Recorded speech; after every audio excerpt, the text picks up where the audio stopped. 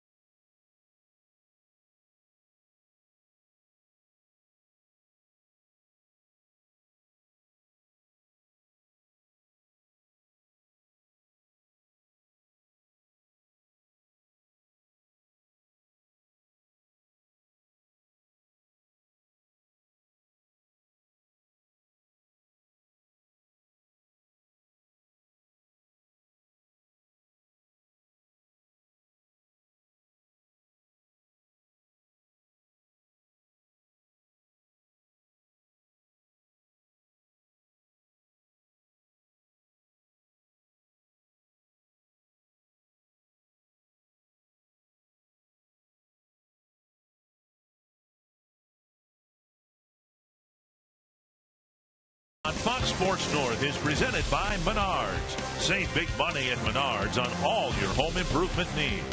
And by Ram. Come discover great deals during the Ram Drive and Discover event. It has not been a good homestand for the Twins, but they can win tonight and pull into a virtual first-place tie with the Kansas City Royals. And the Twins have a bit of a different roster. Jorge Polanco called up from Double-A. With Eddie Rosario off on paternity leave, Polanco will be here ostensibly for just one game, and he's the starting shortstop here tonight. It is a beautiful night at Target Field. Glad you're with us for Twins TV. Dick Bramer, Bert Blyleven with you for the final game of the homestand. We've had two low-scoring games in this series, and based on the pitching matchup, we expect another one here tonight. Yeah, it's a pitching matchup that we have seen twice before already in April. It's Edwin Volquez against Kyle Gibson. Volquez making his fourth career start. He is 1-1 with a 2.18 ERA in his career against the Minnesota Twins. One start coming when he was with the Texas Rangers. And for the Twins, it'll be Kyle Gibson. Kyle has been outstanding against the Royals over his career. You see the 4-1 record, very good ERA, 3-0 against the Royals here at Target Field. Twins have fallen into a bad habit of giving up the first runs of games, and as a result, losing those games. We'll see if they can turn things around here in the series finale. Maybe score first and win the series finale.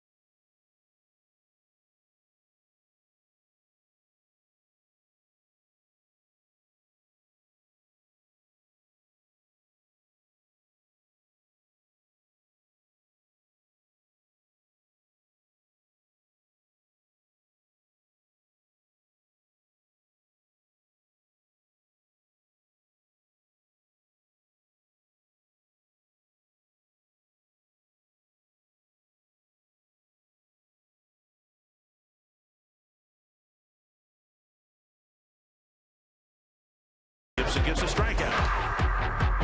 Got him. Swing and a miss. It's good to be Kyle Gibson today.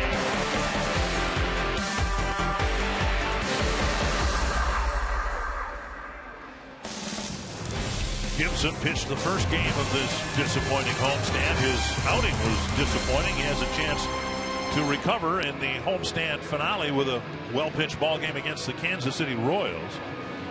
And the challenge immediately facing Gibson is putting a few zeros up on the board in this homestand. 5 games.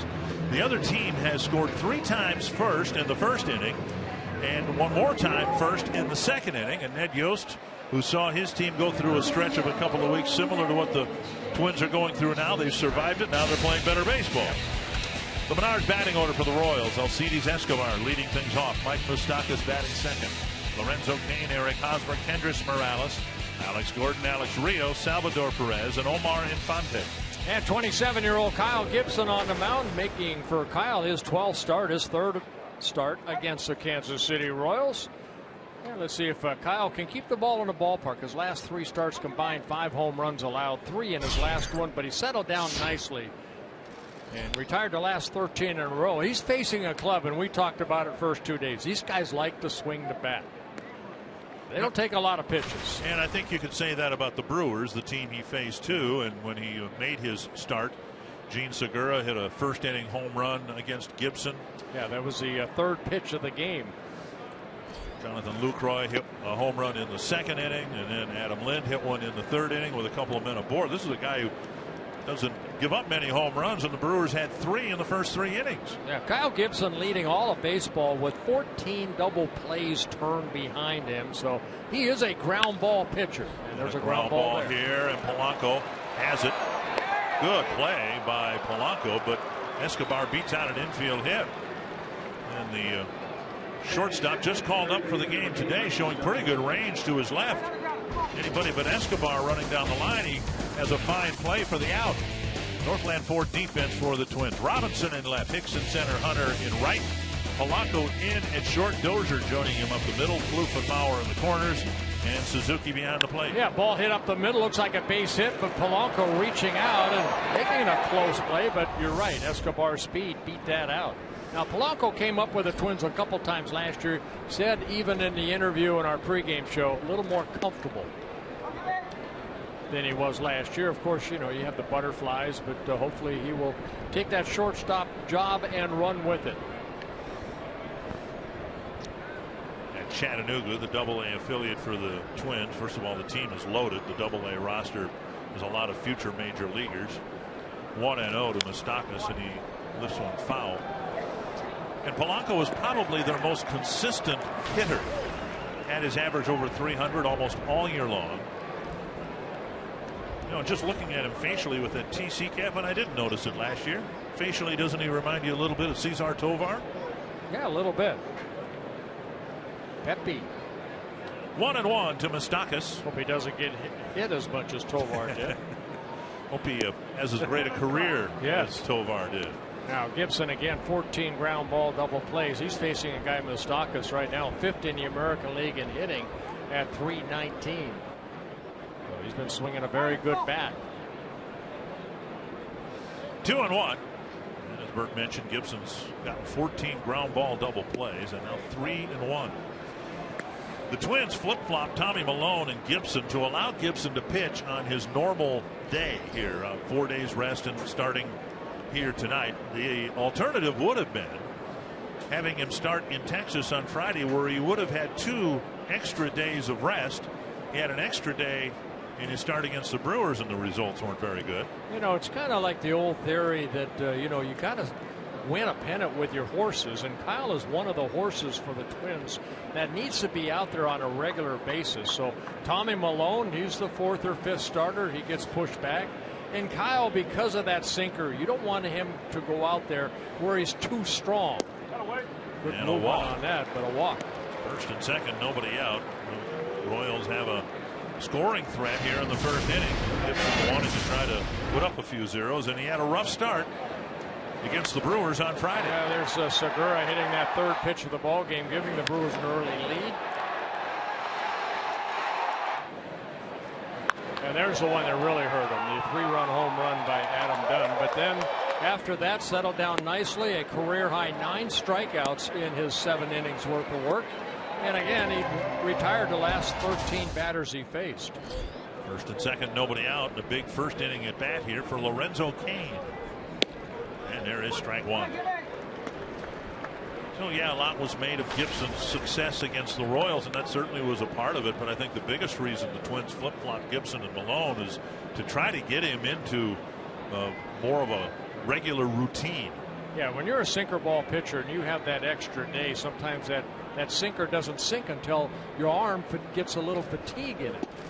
And side 1-1. You know what I mean? Like the 2nd or 3rd inning, get 20-30 pitches, get comfortable, and then that natural sinker, because he's got a good one when he can get that ball down in the zone. Right now, 10 pitches, only 4 over the plate.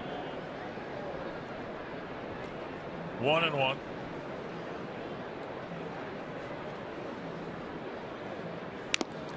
Swing on a foul.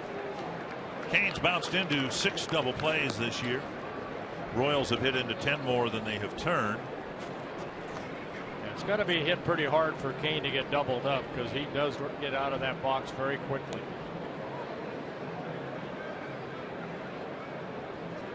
Good hitting ball club, the Kansas City Royals, hitting .270. Only the Tigers are hitting better average wise in the American League.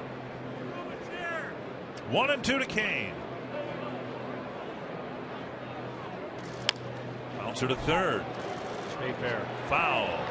Boy, you want that ball to stay fair. That would have been a step on third, throw across double play. As it is, it's just a foul ball. Ball hit softly. Trevor looking at the line right there. He went to try to get it. Maybe just foul of that bag. Alan Porter, the third base umpire, saying it was foul.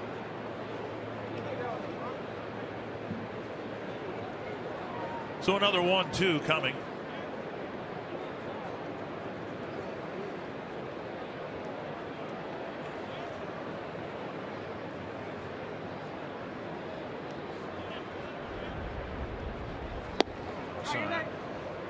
One thing Kyle said in his last start when he had the 9 strikeouts, said he had a better feel for his slider. He felt that maybe he found that release point. Basically fastball, sinking fastball, changeup. And he said, he admitted before last start that he was struggling with his slider. And that was a slider he missed with right there to Kane. It was a foul tip, and Suzuki upset he couldn't glove it.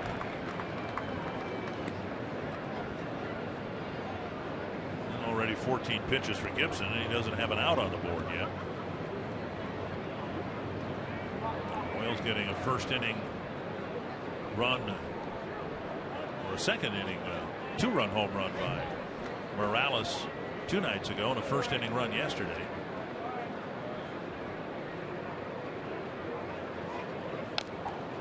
Kane wastes another sinker. You know, it's been nice to see, though, Dick, even though they have given the Royals some early runs, it's what they do after that. They have kept the starting staff in this first 2 games, have kept the Twins in the game. And even during the month of June, even though that, you know, it hasn't been all that good, the starting staff has done their job. Another 2-2 to Lorenzo Cain. The inside move with Escobar not going anywhere.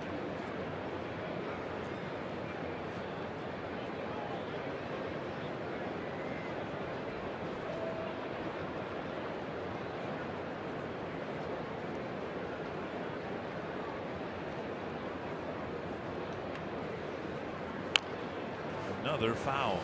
Yeah, the Twins are 3-6 so far in the month of June. Now the losses, they have lost 1-0, 4-2, 3-1, and 2-0.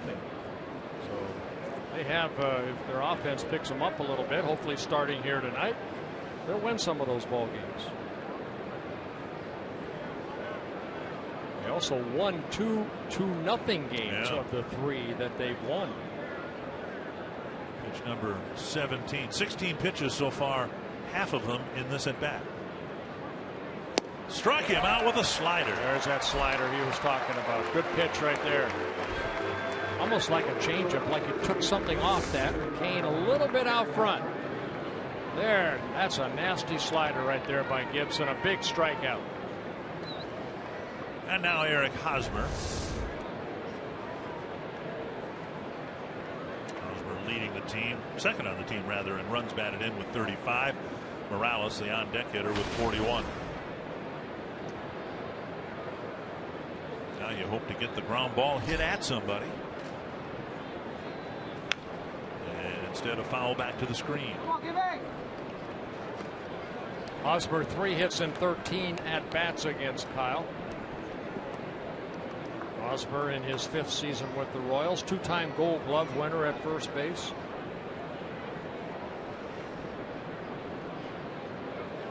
One strike to Hosmer.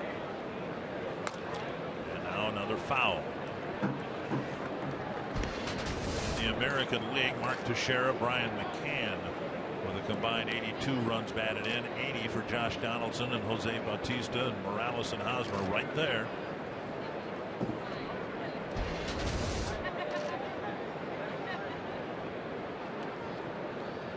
Two strikes to Hosmer. 88 and very high.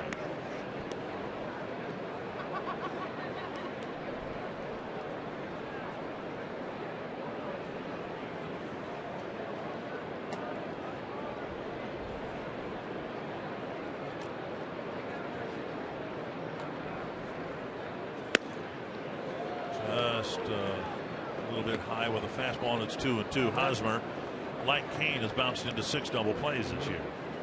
Oh, that four-seam fastball right there, the last two, that might set up that little sinker down and away. In the hopes that he'll hit it right at Brian Dozier, right? I hope so.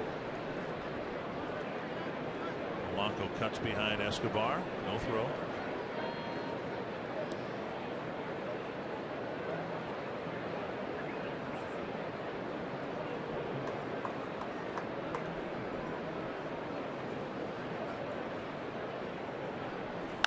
Bouncer toward the hole and through. Charging is Hunter. Escobar around third, and again the Royals will score first. Yeah, it looked like a changeup right there. Hosmer was out front, but he found that hole between first and second, picking up his 36th RBI. As Escobar scores for the Royals. Yeah, changeup right here, and it had some sink, but Hosmer, quick hands, got that ball through the infield. And Gibson got the ground ball to the right side, but found a hole, and the Royals, for the 5th time now in 6 games, the other guys have scored in the first or second inning. Here is Kendrys Morales.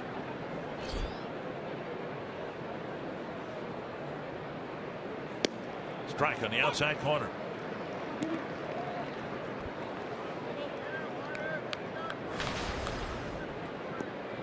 Ground ball base hits, one of them kept in the infield by Polanco, but a walk, and that's all it takes. One strike to Morales. Outside 1-1. Yeah, Morales with that big 2-run home run off of Phil Hughes here on Monday night. That gave the Royals an early 2-0 lead. 1-1.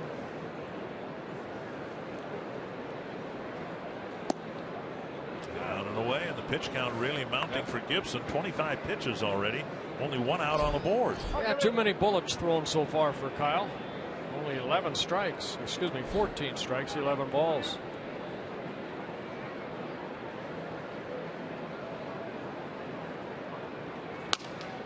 Down the line, a foul ball by about 3 feet. Sounded like a crack Morales' bat.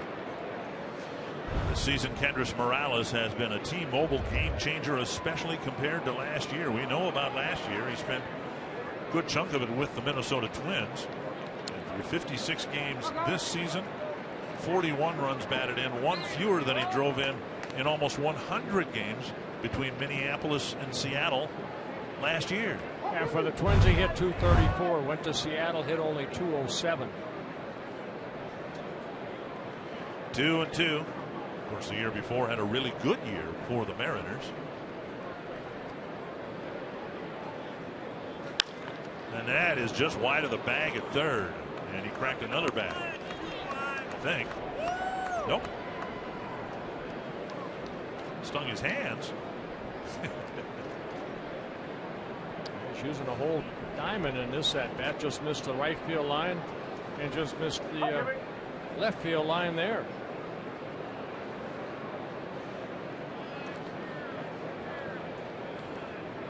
Two and two.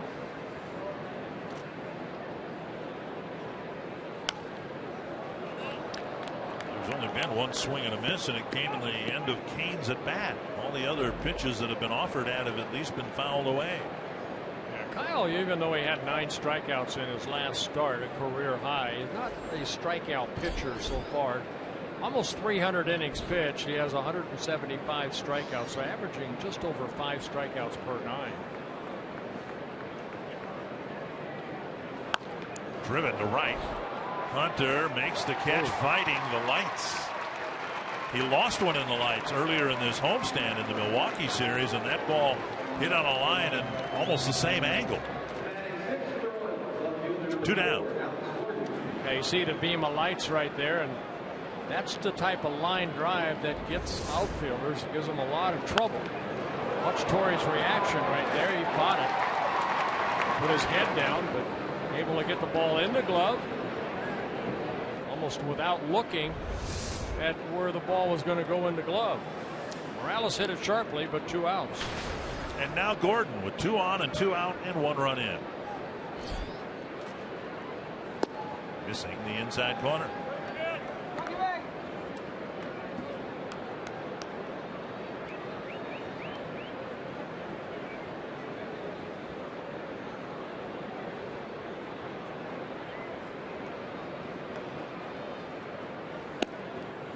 Missing it again. 31 pitches. 18 strikes. This is a Kansas City team. We've talked about it. They don't strike out much. They don't walk much. And a lot of 2-strike fouls in this inning. There's a strike, 2 and 1. Took something off, a changeup right there. Twins as a team entering the game with 431 strikeouts. And the Royals 102 fewer strikeouts as a team than the Twins. Only 329.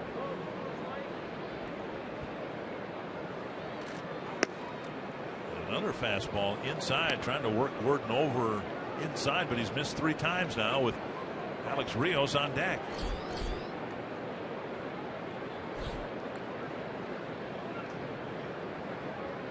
Morales clobbered a 3-1 pitch here a couple nights ago. Gordon dribbles it up the line, foul. 3 and 2. Runners will take off. Moustakas from second. Hosmer from first.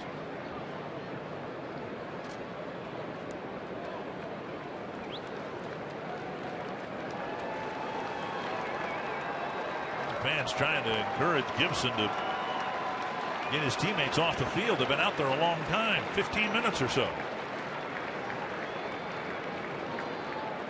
So far, it's just a 1-0 ball game.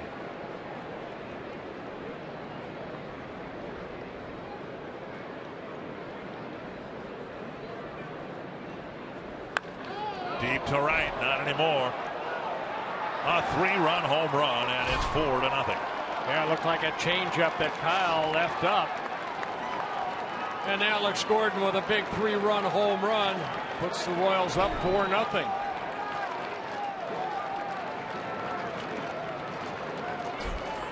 This long inning for Kyle Gibson is not going to have a happy ending.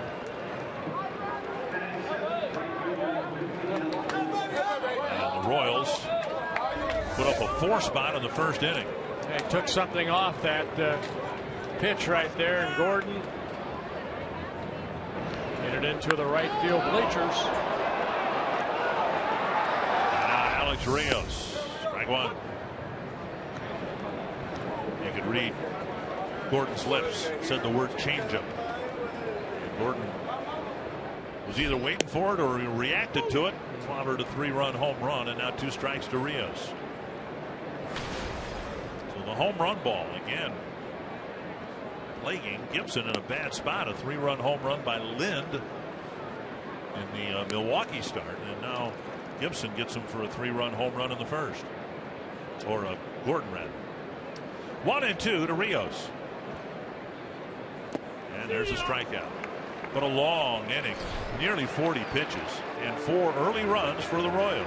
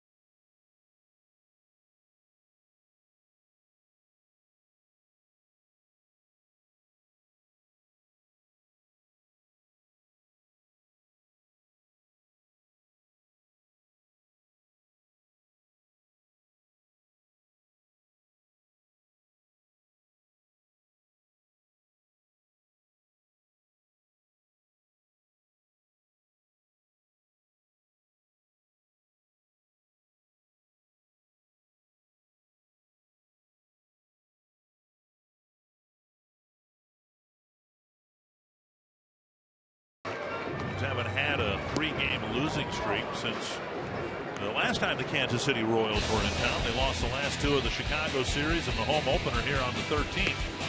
As the Menard batting order for the Twins swing its way out of an early hole. Dozier, Mauer, and Plouffe. Hunter, Suzuki, and Vargas. Robinson, Hicks, and Jorge Polanco will hit 9th.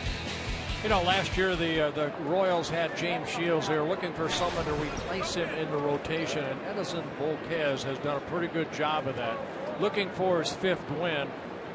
He's pitched for 6 different major league teams. This is his 11th year and his 3rd career start against the Twins, or excuse me, he has 3 starts against the Twins, all of them very, very good. And Brian Dozier takes strike 1. And right away, some chatter from the Twins dugout regarding the first pitch calling a strike. And Paul Molitor very vocal. Haven't heard Paul bark that much from the dugout before. Yeah, Volquez had a good sinking fastball, hard breaking ball. There's the hard breaking ball, and a very good changeup. So 3 very, very good pitches. 1-1. It's foul. 1-2. Volquez, like Gibson, when he's on, he will get a lot of ground ball outs. He's more of a strikeout pitcher than Gibson, averaging about 8 strikeouts in 9 innings over his career. Pretty impressive opponent batting average of 208. And he staked to an early 4-0 lead. 1-2 to Dozier. Rolled to short. Escobar throws to Hosmer. 1 away. And that'll bring up Joe Mauer. And for defense for the Royals, as good as they get in the American League. At least Alex Gordon at left, Kane in center, Rios in right. Costakas, Escobar left side of the infield, Infante, Hosmer on the right side, and Perez behind the plate. Yeah, I mentioned it the other night. Most of these guys that are playing defense, they've been together for 5 years. They know each other's tendencies very, very well. Here's Mauer. And there's a strike over the inside corner. Yeah, Paul Molitor shuffling his lineup around a little bit. Of course, usually we see Joe in that number 3 hole. Here tonight, hitting second in the lineup. Trevor Plouffe in the 3rd hole. 1-1. Mauer's seen the average dip down to 260, as you see. Plouffe has had 2 hits in the month of June. So Paul Molitor putting Torrey Hunter behind those 2. See if just moving the puzzle pieces around a little bit will help. Fouled away. 1-2. Volquez, 31 years old, originally signed by the Texas Rangers out of the Dominican Republic back in 2001. Was an all-star when he was a member of the Cincinnati Reds in 2008. Checked his swing. 2-2. Twins have had this happen before, not recently, but falling behind, and then well, you get 1 or 2 here, and then build your way to within striking distance, and then that's what they hope to get done here. Come back with at least 1 in the bottom of the inning. Hit hard to center. Kane going back, and he makes the catch short of the track. Defenses have done this to Joe.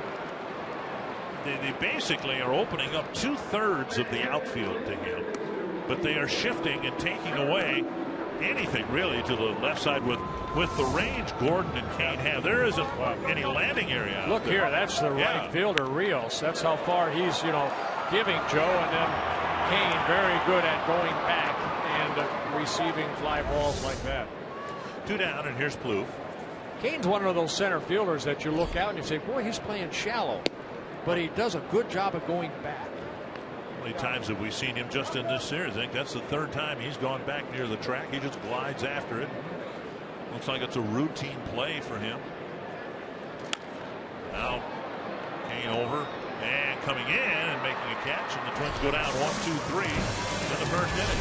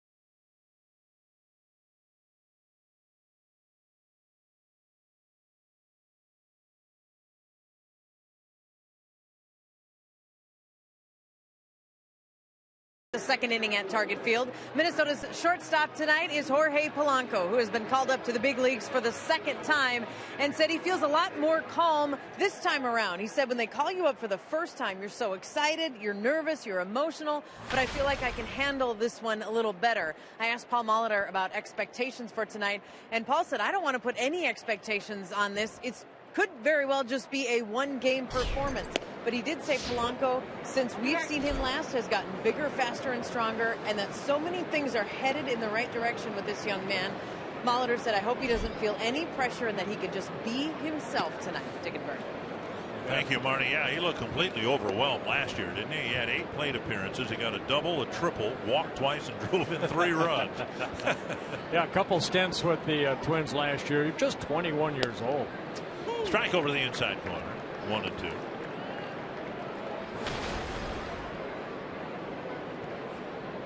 The batter is Salvador Perez. He'll be followed by Omar Infante and Alcides Escobar. Golf to left. Robinson makes the catch. One away. And now for our lowest ever stop improvement. Despite a losing record in the last 4 games, the Twins starting pitchers have been dominant with a 1.75 ERA, 18 strikeouts, 25 2/3 innings, and a 289 opponent batting average. That's why, as disappointing as the losses have been, long term, if they could pitch to that level, things should be just fine. And we couldn't say that over the last 4 years. And that's what's nice to see. This guy's taking a lot of pride in going deeper into the ball game. And I think that's what really TO'd Kyle Gibson in that first inning, because he wants to be one of these guys that, and he normally is, but 39 pitches in the first inning kind of limits you. You need some quick outs now. Pamper to short. Polanco digs. Throws low. Mauer with a nice scoop, and Infante is retired. 2 down. Had to deliver the throw in a hurry because Infante runs pretty well, and Joe dug out a low throw. Yeah, Polanco does a nice job of charging this ball, and then he has to throw it on the run. Little scoop. And then even though Joe picked it right there, you can see he's got a very strong arm. Paul Molitor said that the jury is still out on Polanco as to whether he will settle in as a major league shortstop or maybe a second baseman. But the need right now is at short. And there's nothing that says that he has to be the player sent down when Rosario returns from the paternity list on Friday. In other words, this is not for the doubleheader. You're allowed to call up a guy for the split doubleheader, and then that player has to be sent down. This is not that case, and so if the Twins decide after the game they want to keep him up here, they can do that. Send somebody else down or whatever. 2 strikes to Escobar. That's rolled up the line just wide of the bag, and believe it or not, the Twins might have gotten a break there, because if that had hit the bag, meaning a fair ball, it could have bounced just about anywhere. Yeah, Escobar ended up breaking his bat on this. Kind of, let's watch Joe right there, almost clipping the corner of the bag. I think Joe was ready right here. If it did hit the bag, he was ready for that little hop. But instead, it's a foul ball.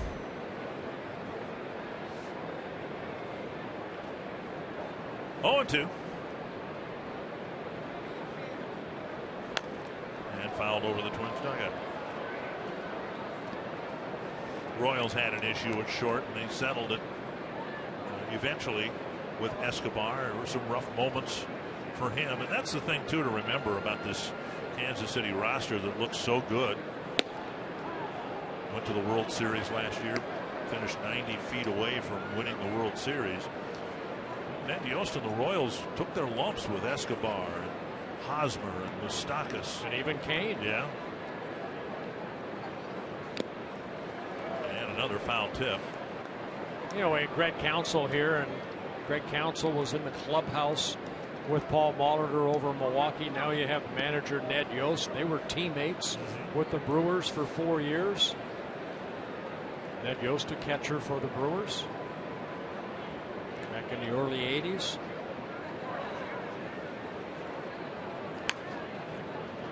This one a fair ball. Plouffe on the run. Doesn't get much on the throw, but he gets it over there on 3 or 4 hops in time.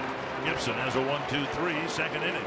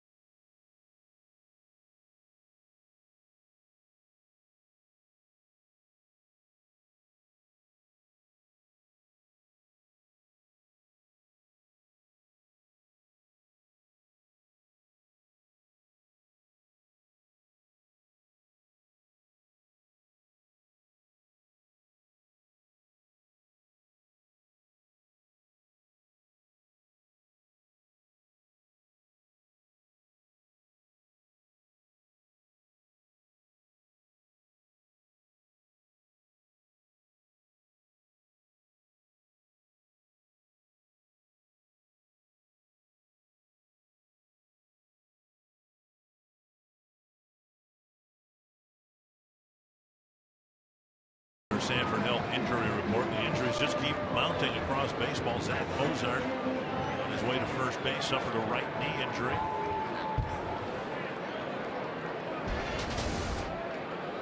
Twins dealing with the injury to Ricky Nolasco, and Jordan Schaefer too. Talk with Schaefer today. Things are coming along for him. He's got a ligament strain in his right knee, but it's been slower than he had hoped. Right. He took some batting practice yesterday. He said he ran the bases today about 50%, he said. So he's still a ways away. Torrey Hunter hitting in the cleanup spot today. Then Kurt Suzuki and Kenny Vargas. Twins need to respond here. They very well need to score the next run if they want to come back and win this game. Strike on the outside corner. 5th time in the 6 games on this homestand where the visiting team has scored in the 1st or 2nd inning. A very crooked number 4 in the 1st inning tonight. Tap foul. 2-2. Volquez coming off a start against the Rangers in Kansas City where he worked 5 1/3 innings, gave up 4 runs. 4 wins, 4 losses on the year, 3.26 earned run average. Up high, and it's 3-2. And what like James Shields did for the Royals, he's leading the starting staff in innings pitched.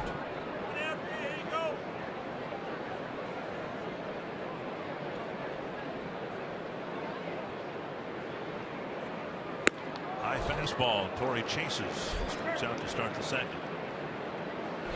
Bring up Suzuki. You can spend your summer at Target Field by becoming a Twins season ticket holder with the new Pick 10 plan. You pick the 10 games that fit your schedule and also save on the price. You can enjoy sweet spot benefits exclusive to Twins season ticket holders, including 10% off game day food and merchandise at Target Field. Learn more about the new package option by visiting twinsbaseball.com/pick10 or by calling 612-33-TWIN. Suzuki takes a strike over the inside corner.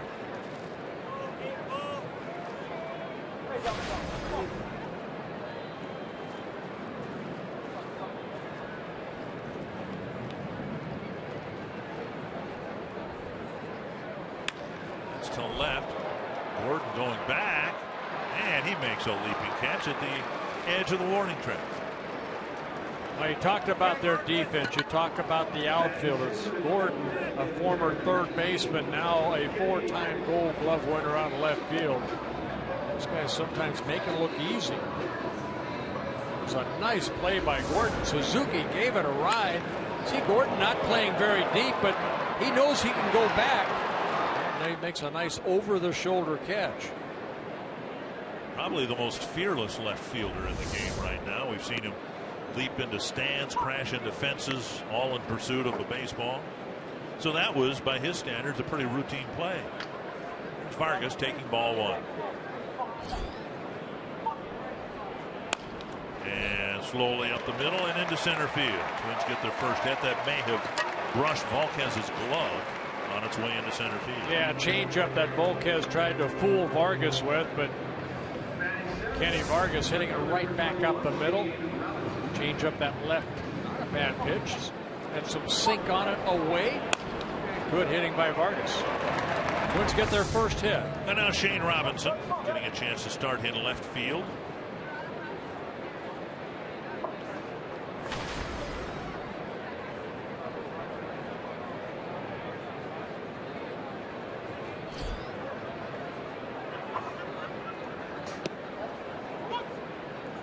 One strike. Shane's done a good job in his role so far. Average coming down. He was hitting well over 300 for a while. But it's hard when you play once, twice a week to keep that average up. It's to left center field, and Kane lopes after it. Don't hit it to the outfielders. Hit it over their heads, maybe. A hit for the Twins. A man left aboard.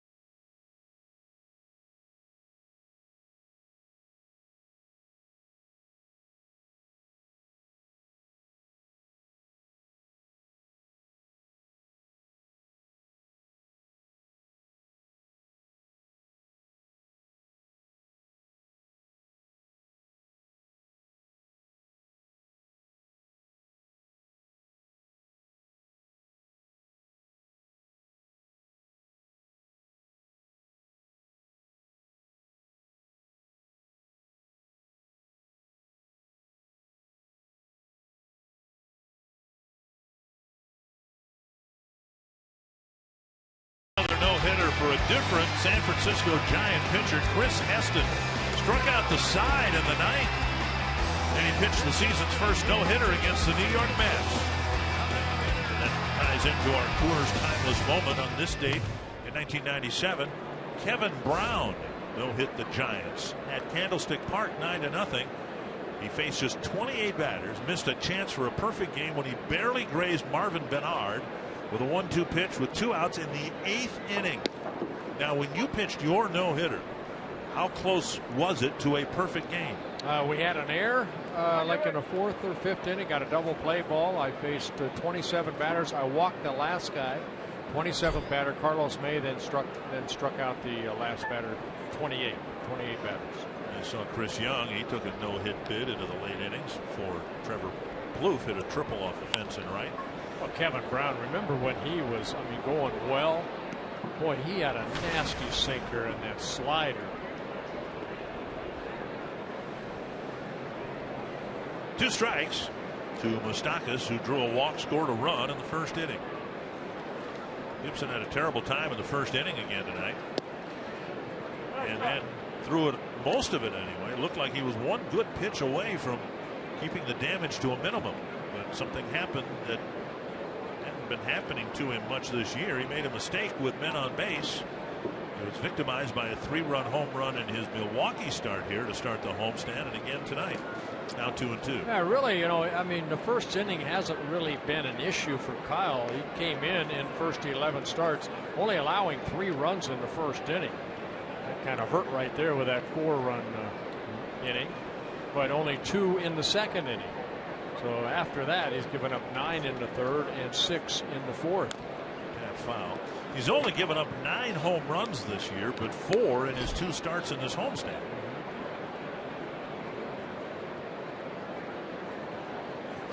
And for the Royals, just their 43rd home run.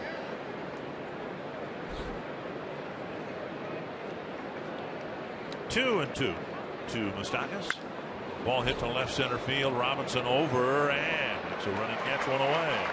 Nice catch by Robinson going over to his left. Ball hung up for him a little bit, but he went a long way for it.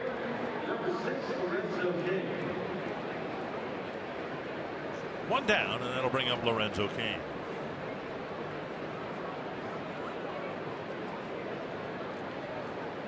Cain struck out eventually. He really had an exhausting at bat with Gibson before striking out on a slider. Fouled off a whole bunch of 2-strike pitches. And there's that slider again for strike 1.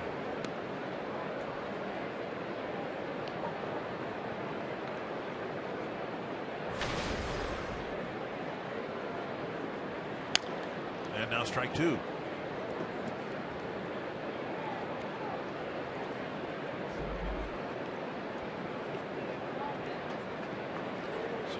Pitches for Gibson.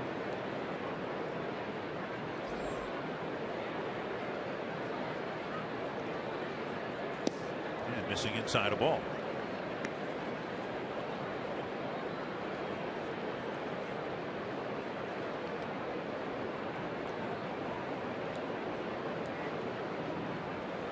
Yeah, a fastball strikes out. And Gibson picking up his 3rd strikeout, getting Cain for the 2nd time. Bring up Eric Hosmer.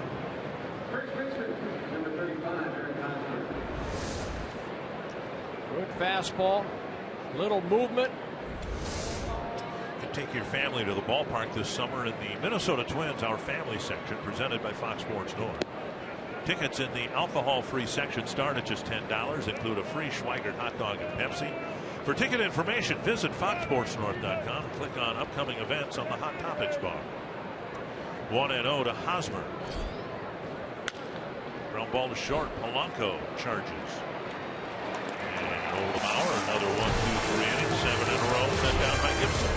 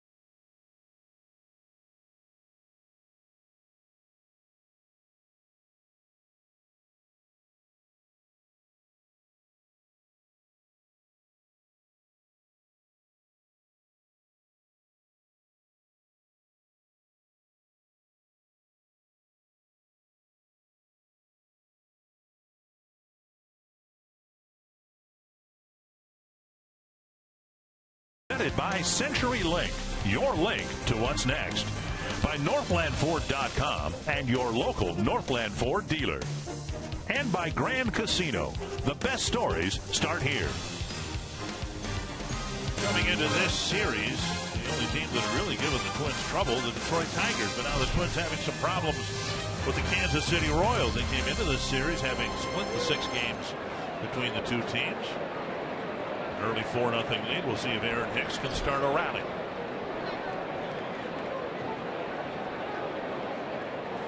Bunting, foul, 1 strike. Hicks hitting at .256. He's mixed in 6 walks. Played a very good center field. He's hitting well from both sides of the plate. Hitting .262 as a left-handed hitter. .240 as a right.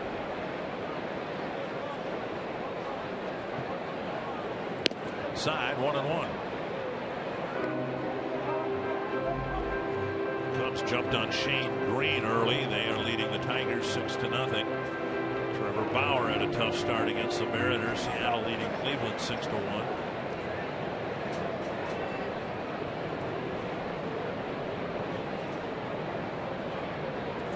Side again.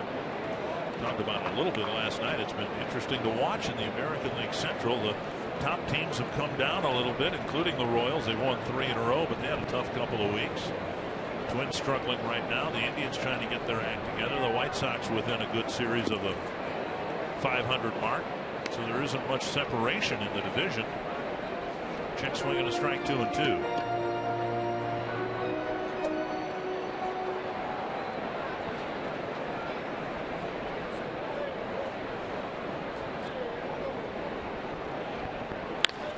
And Hicks with a solid stroke to center. Lead-off hit for Hicks.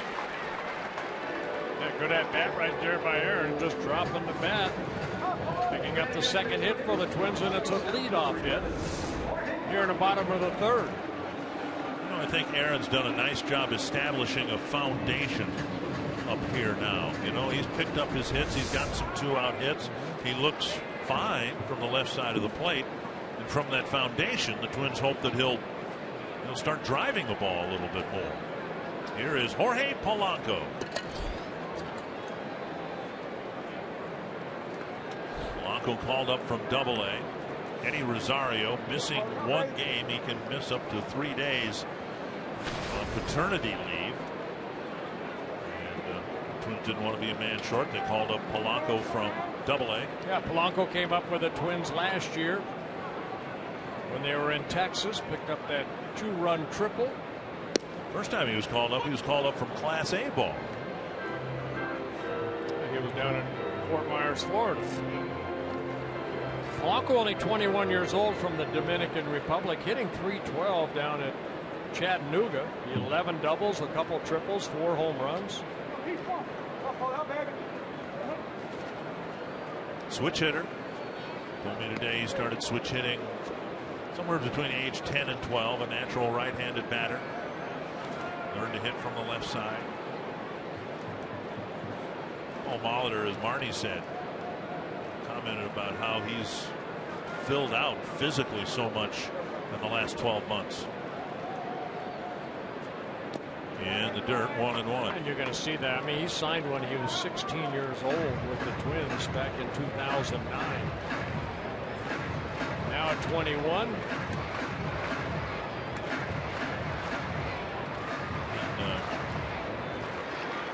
Polanco now with a 1-1 count.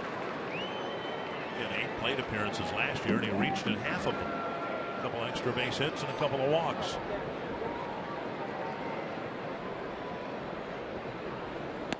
Two and 1. The Chattanooga Lookouts. First year the Twins have had their AA affiliate in Chattanooga, managed by Doug Minkiewicz. Hitting coach is Chad Allen, another former Twin who was a teammate of Minkiewicz's. Starting today, 10 games above the 500 mark. And I'd venture to say that nearly half the roster they have is projected to be on a big league roster sometime rather soon, including Byron Buxton, Miguel Sano, Polanco, Jose Barrios, pitcher. They got 3 relievers there who can touch 100 miles per hour pitching out of the bullpen. Yeah, they got a kid down there who's hit 16 home runs already. Adam Brett Walker, an outfielder. Swing and a miss, 2-2. We saw him in spring training, and immense power. I've never seen anybody with that kind of power, and even his teammates have said Sano's got great power, but nothing compared to Adam Brett Walker. Yeah, if he can cut down the strikeouts, down in AA, has struck out 80 times in 205 plate appearances. Polanco hitting 9th with a 2-2 count. Hicks at first. Twins down by 4.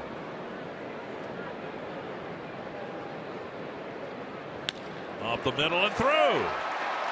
All he needs to do now is hit a home run, and he'll have a major league cycle.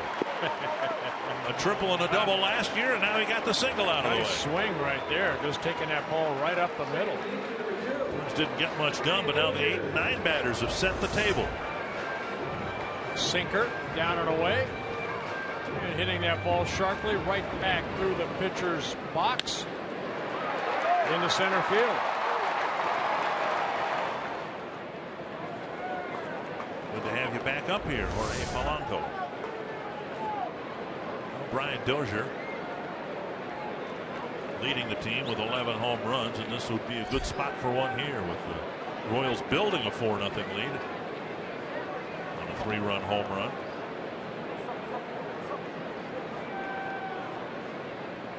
Swing and a miss.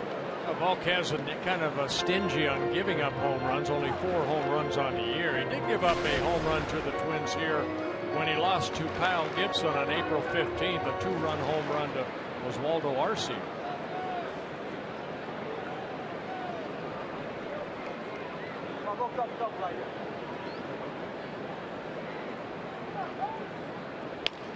Little roller to short out there, and that's all they'll get. Those are reaching in a fielder's choice.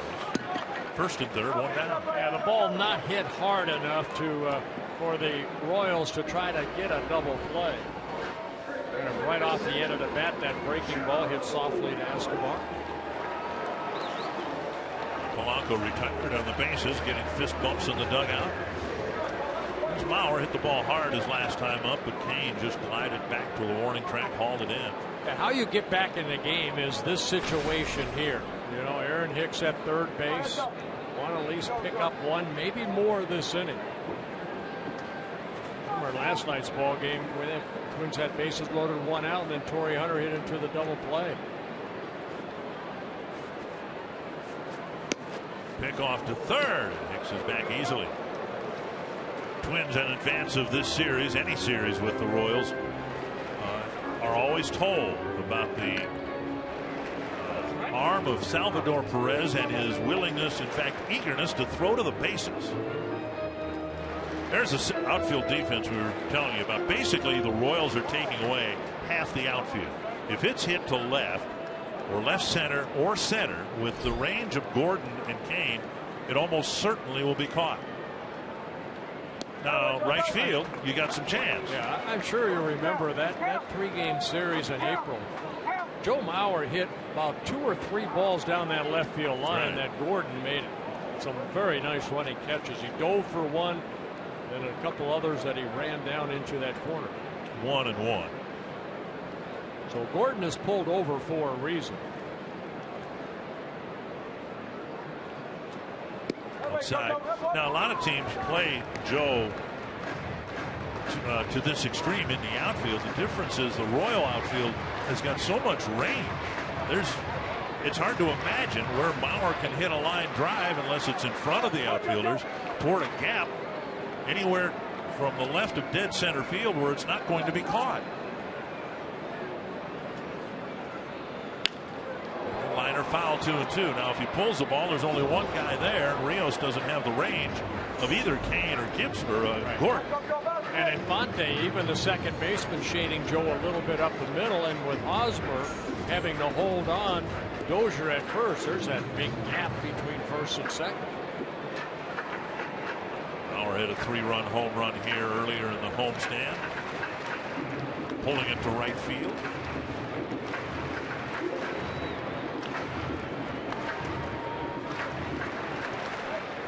trying to claw back from an early 4-0 deficit.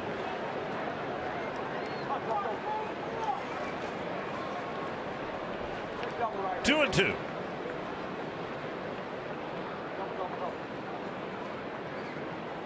Struck him out. 2 down. Marquez picking up a big strikeout, his second. Went up the ladder with Joe. Fastball. Just overpowered Joe. And that'll leave this 3rd inning rally to Trevor Plouffe. Bauer is 37th strikeout against 20 walks. 6 of the walks have been intentional. Trevor struggling, just 2 hits in the month of June. Breaking ball over the outside corner.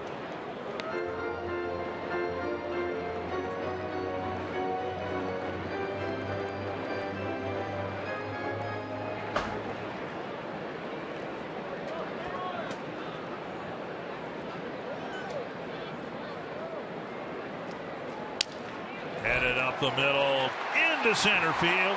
Hicks will score, and the Twins are on the board. It cost Trevor Plouffe a $45 bat, but he'll take it. Good 2-out hitting right there, picking up Joe Mauer. Trevor Plouffe picking up his 31st RBI of the year. And the Twins are now within 3. So that run's huge right there. This is what we saw in a very successful month of May, where a Twin hitter failed, as Mauer did, and the next guy picked him up. And now we'll see if there's another hit, maybe an extra base hit left in this 3rd inning. Missing inside. Hunter struck out on a 3-2 pitch that was high out of the strike zone, leading off the 2nd inning.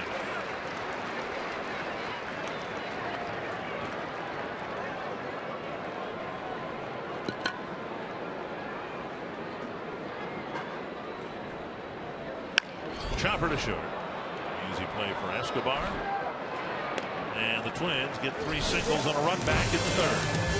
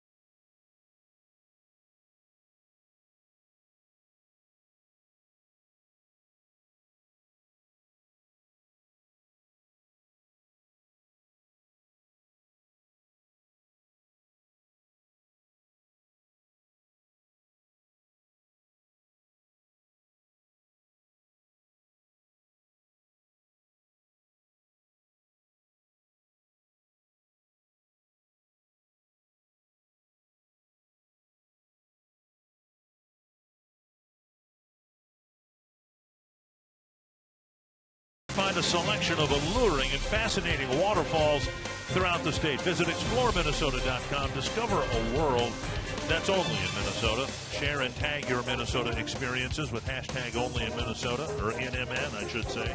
Highest waterfall in the state, High Falls of the Pigeon River, located in Grand Portage State Park, way up in the northeast corner of the state of Minnesota, almost into Ontario. Beautiful. It plummets 120 feet down a shale rock cliff into a shallow pool and out to Lake Superior. You go to Holden, you keep on going. You go to Red Rock, you keep on going. And if you get to Ontario, you've gone too far. Strike called. It's 1-1 now to Kendrys Morales. Well, as a starting pitcher, you just say, okay, I had that one bad inning. Now you settle down. And Gibson has. He's retired 7 straight. Keep your club in the game.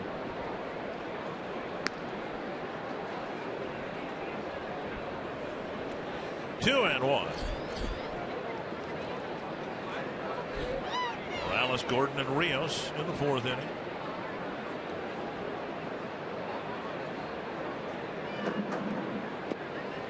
And now 3-1.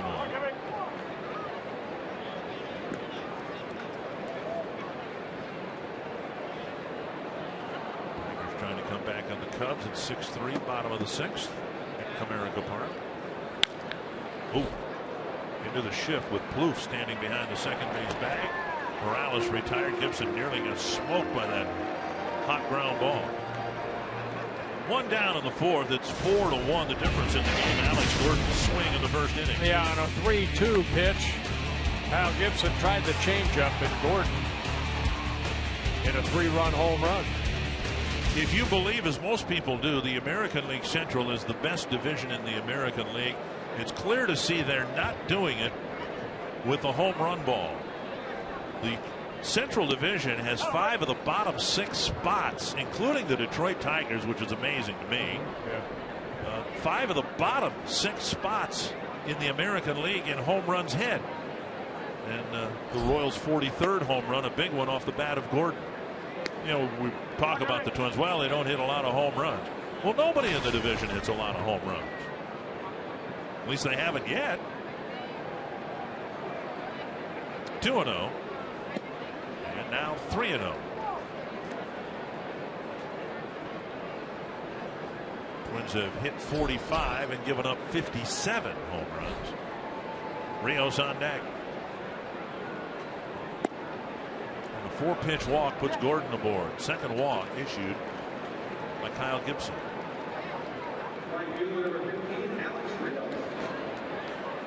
And before Rios is at bat, get your thinking caps on. You have your thinking cap on? Yeah, it's always with me. Is it really? Who's the pitcher with the most wins that was born in the state of Indiana? Wow. They reached back for this one. Yeah, they did.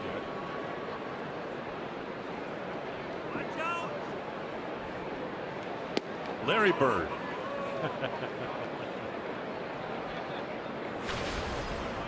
Well, Greenfield, Indiana. Alex Meyer, Twin pitching prospect, also from the state of Indiana. 1-0 to Rios. Chop foul. Now, if they said Kentucky, you know, I'd have to say like Jim Bunny. That would be good. And right. Kentucky is a neighboring state, I believe, of right. Indiana. So if we don't get that question right, we did give you the answer for a completely different question. Right. Which is a ding, ding, ding, ding for us. 1-1 to Rios. If the question were the state of Minnesota, I'm guessing the answer would be Chief Bender, Hall of Fame pitcher. I think born in Brainerd, Minnesota.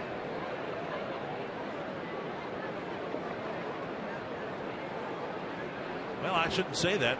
Bender's in the Hall of Fame, but Jack Morris had what, 254 wins. Happy Jack. Fly ball center. Hicks ranging over. And he makes the catch. 2 down. And that'll bring up Perez. Join us here at the ballpark June 19th. It's Fireworks Friday. The Twins taking on the Cubs. Presented by Gillette Children's Specialty Healthcare. The first 10,000 fans will get a Paul Molitor bobblehead courtesy of select Heartland Chevy dealers. Go to twinsbaseball.com. Get your tickets today. Here's Perez. And a liner to Shane Robinson his first time up.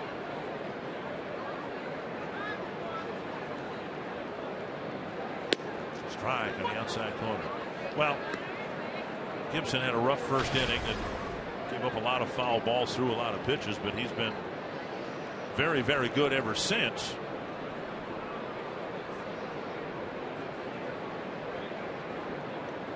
Not much consolation, I don't suppose, when you're behind 4-1. But as you said, there's nothing you can do about first inning anymore. Right. One hopper back to the mound.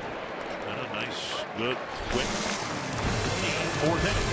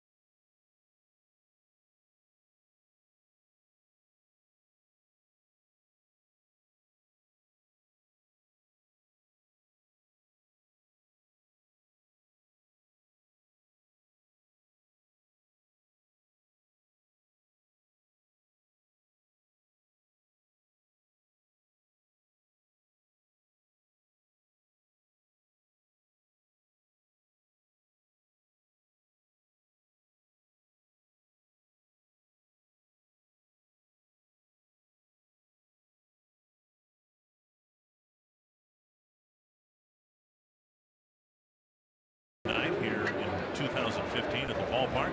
Special offer includes a ticket for Thursday, July 9th. The Twins taking on the Tigers, plus a limited edition Kurt Suzuki Hawaiian t-shirt. A portion of the proceeds benefit Al Pono, a youth program in Suzuki's native Hawaii. Special offers available exclusively by logging on to twinsbaseball.com/aloha. And Suzuki will lead off the fourth for the Twins. Twins got a couple of base hits to start the third inning. Got a 2-out hit to score a run. If they do that every inning, I like their chances. Suzuki lined out to left. Ball to the edge of the warning track and left. But again, Gordon made it look like it was a routine play for him. Left up 1-1. Again, I'm surprised how shallow the outfielders are. I mean, Kane very shallow, as Rios in right. They're almost playing three across out there in a straight line.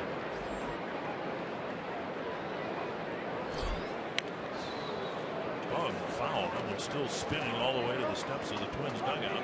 Suzuki hit that right off the end of the bat.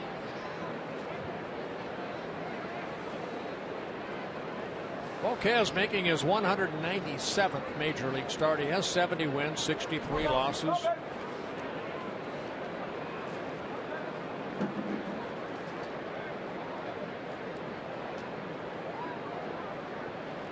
Outside, 2-2. Most of his starts in the National League, but his fourth start against the Twins, 1-1 with a very good 2.18 ERA over the first three starts for him. Bounce to third. Moustakas. Hosmer one away. We'll bring up Kenny Vargas. Vargas hitting sixth today. Twins were hopeful of him being here all year, hitting in the middle of the lineup, and that's again something to maybe appreciate, that the Twins have done what they've done this year, even though so much from the projected lineup has gone wrong. Santana and Arcia down in the minor leagues right now. Vargas just recalled from the minor leagues. Those were three guys that Paul Molitor was counting on this year to generate a lot of runs. One strike to Vargas. Deep down the right field line. And foul. Had 2 straight breaking balls. He took the first one, and then that one he just hooked. Got a changeup from Volquez in his first at bat and lined it up the middle for a base hit. 0-2.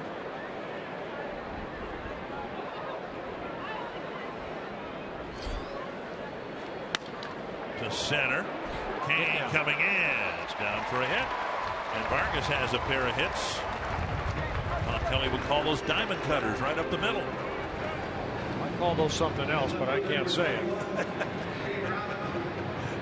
Dying quails. You used to say it. Yeah, I did. That's good hitting though. 0-2 right there. Off speed pitch. Looks like a changeup again. Given what we've seen, anytime Vargas or Hicks, Santana, when he gets called up, getting a 2-strike hit like that, anything will be an improvement over what we've seen. We've seen strike 3 so quickly following strike 2 in so many of their at bats, and that's part of learning the ropes up the here. Maturity of playing up here, right? Tom Bernansky can relate to that. He was one of the worst defenders, he and Gary Gaetti in the early 80s. Basically, with those guys, it was get 2 strikes on them and throw them a slider down and away, and then go after it. And you do that enough, and you eventually catch on. Something clicks. Your pitch recognition is better.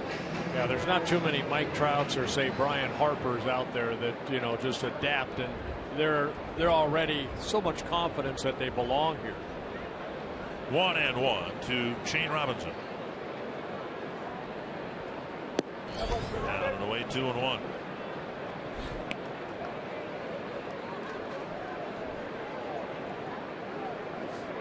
Yeah, Bryce Harper from the Nationals. He's out hitting the Royals 5-3. All 5 hits have been singles. Robinson drives one down the line, foul. Very pleasant evening here. Twins have an off day tomorrow. Might be a good thing because I guess it's supposed to rain pretty much all day tomorrow. Twins fly to Texas tomorrow evening to play 3 against the Rangers and then 2 against the Cardinals, and then come home to play 2 more against the Cardinals. That'd be kind of a homecoming for Shane Robinson, who spent 5 seasons in the Cardinals. 2-2. Up and down. Right to the shortstop, and it should be an inning-ending double play. Robinson hits into a 6-4-3, and it's 4-1 Kansas City.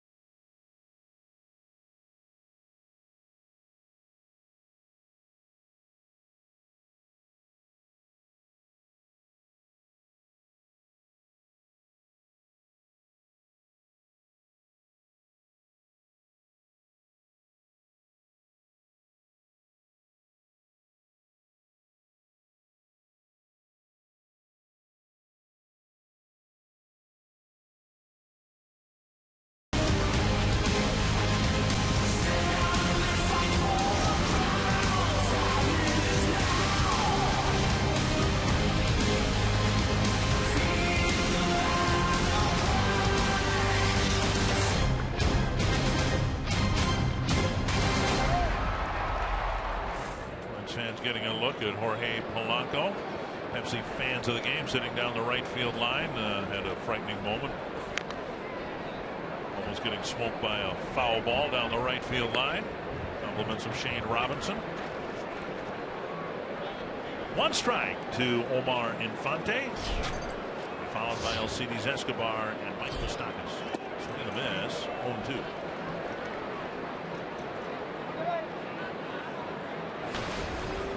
Infante kind of the exception to the rule with the Royals. He's a position player who isn't hitting very well at all.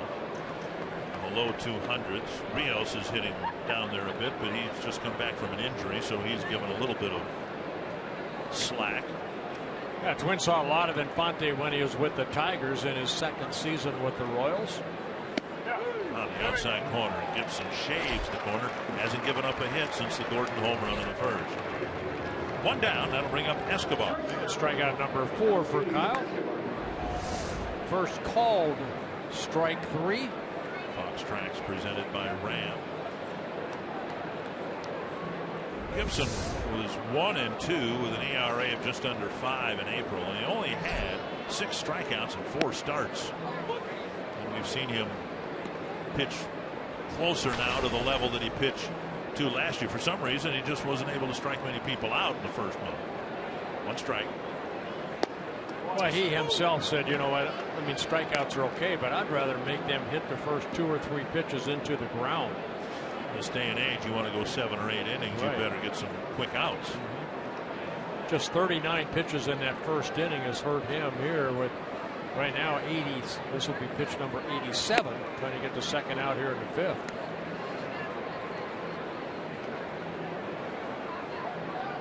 Kyle's shortest outing came in his first start this year, and whose didn't against the Tigers. Dug out by Suzuki. 2-2. Well, making his 53rd major league start. 19 wins, 19 losses.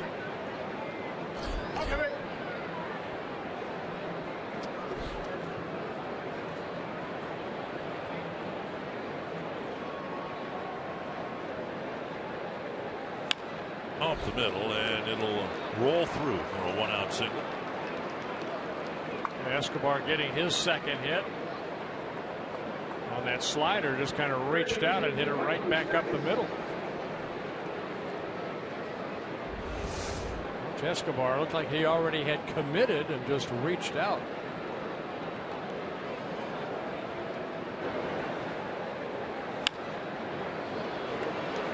And again, the 2-strike approach. You know, we saw it from Polanco and we saw it from Vargas.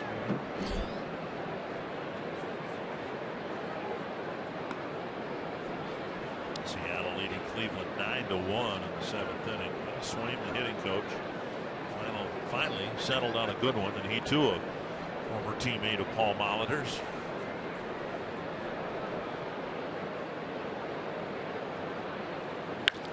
Double play grounder. Polanco kicks it into right field, and Escobar will go to 3rd, and they will hold him there. Now the ball thrown by Hunter nowhere, and Escobar will trot home.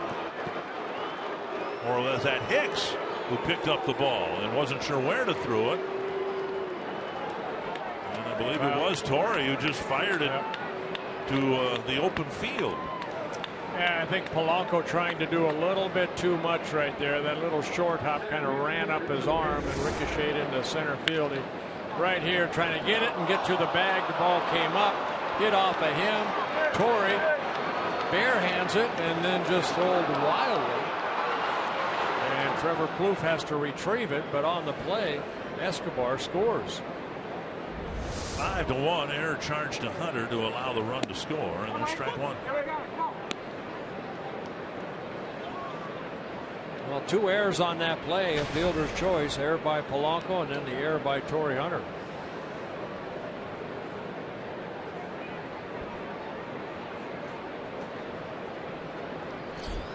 Swing and a miss, big swing at that, 0-2.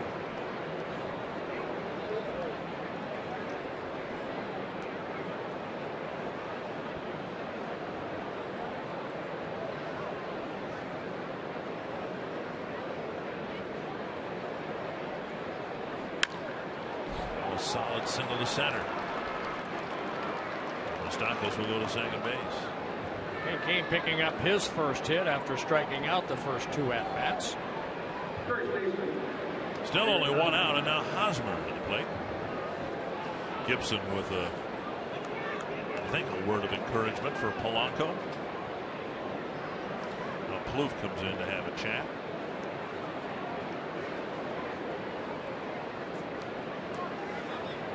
J.R. Graham and Aaron Thompson getting loose.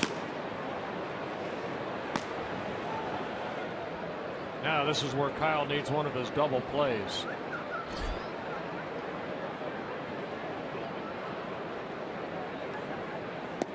Outside, ball 1. Polanco, as well as he hit a double-A, did commit a double error, a dozen errors at Chattanooga, and a costly one already here tonight. Swing by Hosmer, a long foul fly.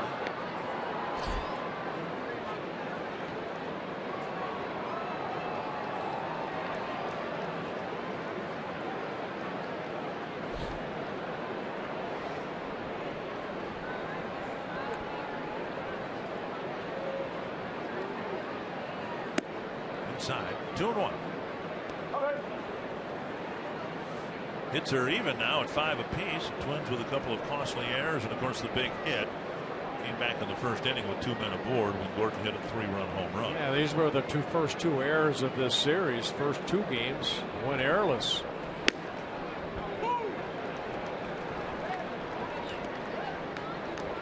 Two and two.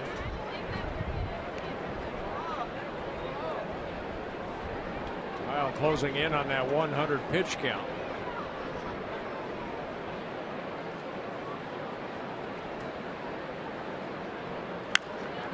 Foul.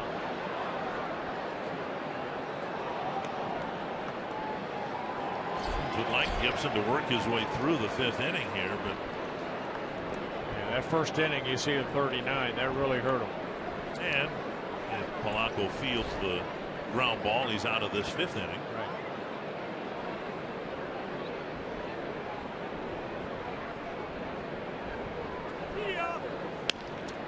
Another chance at it.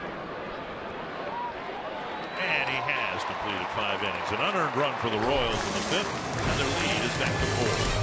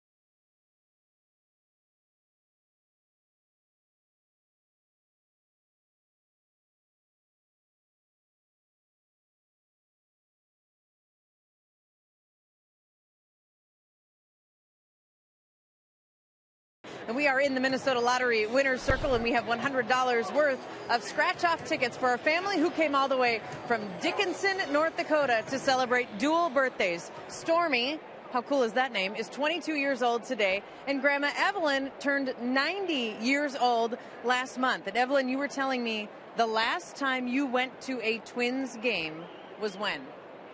Well, it was in the late 50s. The late 50s? Correct. What do you remember about that? I was as excited then as I am to be here tonight. You were as excited then. You watched it in the old man? Always. And what do you think of Target Field? Beautiful.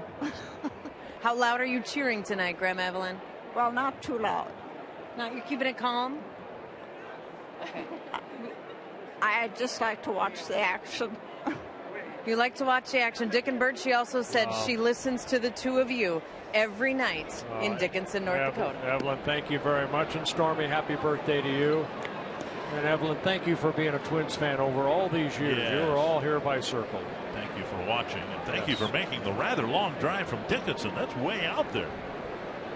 That's the western part of North Dakota. One hopper hit right to Infante. Hicks is retired, one away. We got to go through Richardson, Gladstone, New Salem, Bismarck, Steele. You got to go through Cleveland. That is a long trip for Evelyn. Jamestown, Valley City, Fargo. And that's just to get to Minnesota. Here's Polanco. Singled his first time up. Polanco here indirectly because Danny Santana was sent down the other day. Polanco on the first pitch lifts a lazy fly to center. Kane comes in. Santana tonight went 4 for 5 for Rochester. Getting out of their leadoff spot. Got a hit last night as well. Well, it's good to see. He needs to go down, relax a little bit, find that swing again.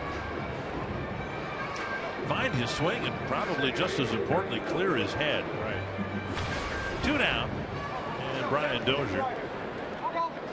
Teammates who know Danny say that he was really impacted by criticism he received on social media. And Paul Molitor said, you know, they've tried to counsel players to not get too wrapped up in that. And if you want to read what people anonymously say about you, you can, but don't take it to heart. And apparently Santana had a difficult time separating the criticism from anonymous sources to just keeping it away from his professional life. Yeah, there's a lot of people out there that never played the game at the level that these guys are trying to play at that seem to sometimes second guess or say some nasty things from time to time. And you have to be able to have strong shoulders and rub it off your shoulders and move forward. 2-0, so maybe the head clearing part, assuming that a few hits will do that for Danny, will get him back here quickly. And then if he gets off and stays off Twitter, then maybe that'll help too. 2-1. Twins find themselves down by 4 again. Those are 0 for 2, a couple of ground balls, each of them to the shortstop Escobar. A little bit low. 3-1. Power on deck. Volquez, 66 pitches, 42 strikes, no walks, a couple strikeouts.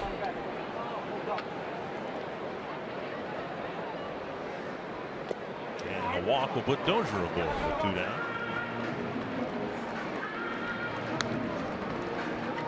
Bauer will hit. He lined out to center and struck out with 2 men aboard. And at the time, just 1 out in the third.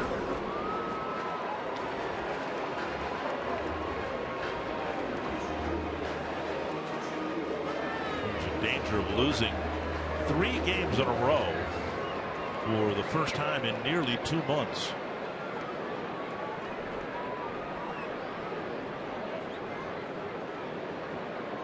See if they can get a 2-out hit here from Mauer.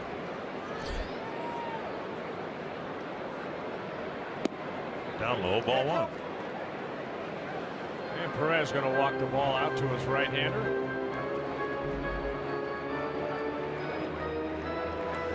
Quick trip to the mound by the catcher.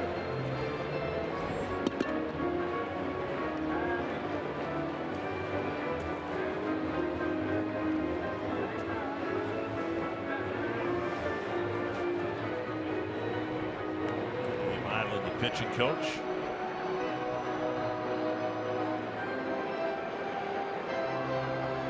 certainly doesn't put it this way, but it's inferred, if not verbalized. Look, just give me 6 innings. We got this bullpen here in Kansas City. Pretty good. Swing and a miss, 1-1. And the Twins didn't really want to be reminded of how good, but they have been in the first 2 games of this series. Herrera, Davis, Holland, and a support cast that's pretty good too. Luke O'Shaver back from the Tommy John surgery. 1-1 to Bauer. 2-1. It's been a disappointing year for Joe. And one of the reasons has been the count. Swinging more at bats than ever. He's behind 1-2 because he takes a lot of pitches. And a bat like this kind of stands out. Now he's got the advantage at 2-1. It's foul back. And we've seen him do that a lot. Get a count that is favorable to him and a pitch that we've seen him handle, and instead it's fouled back.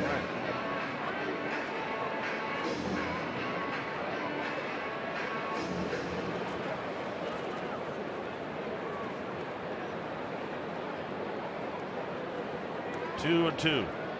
Dozier at first. The Twins down by 4 runs. Wouldn't expect him to take off here.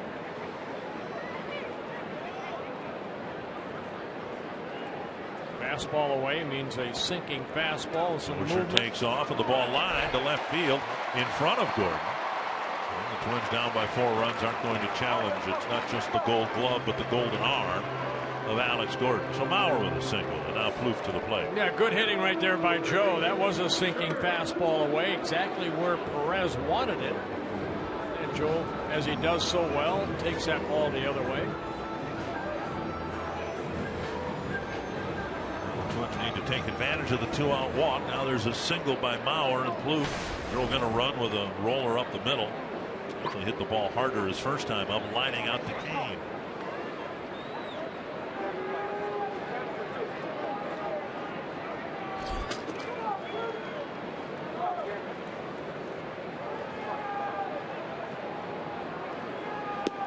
Breaking ball over the inside corner.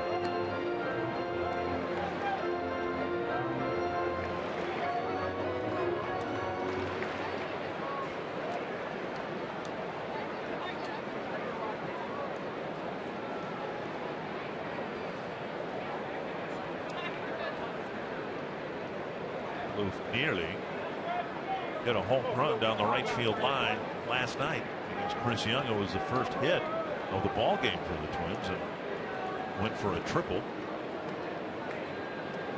Plouffe's second triple of the year. Missed a home run by inches. And a fastball on the outside corner, and it's very quickly 0-2. And when you're struggling, this is where you find yourself. Always 0-2.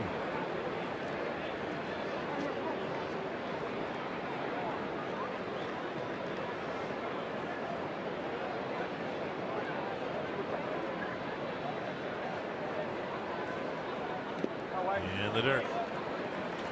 Plouffe's RBI single in the third came with 2 out and with 2 strikes. Trying to do that again here. Twins gave back an unearned run in the top of this inning.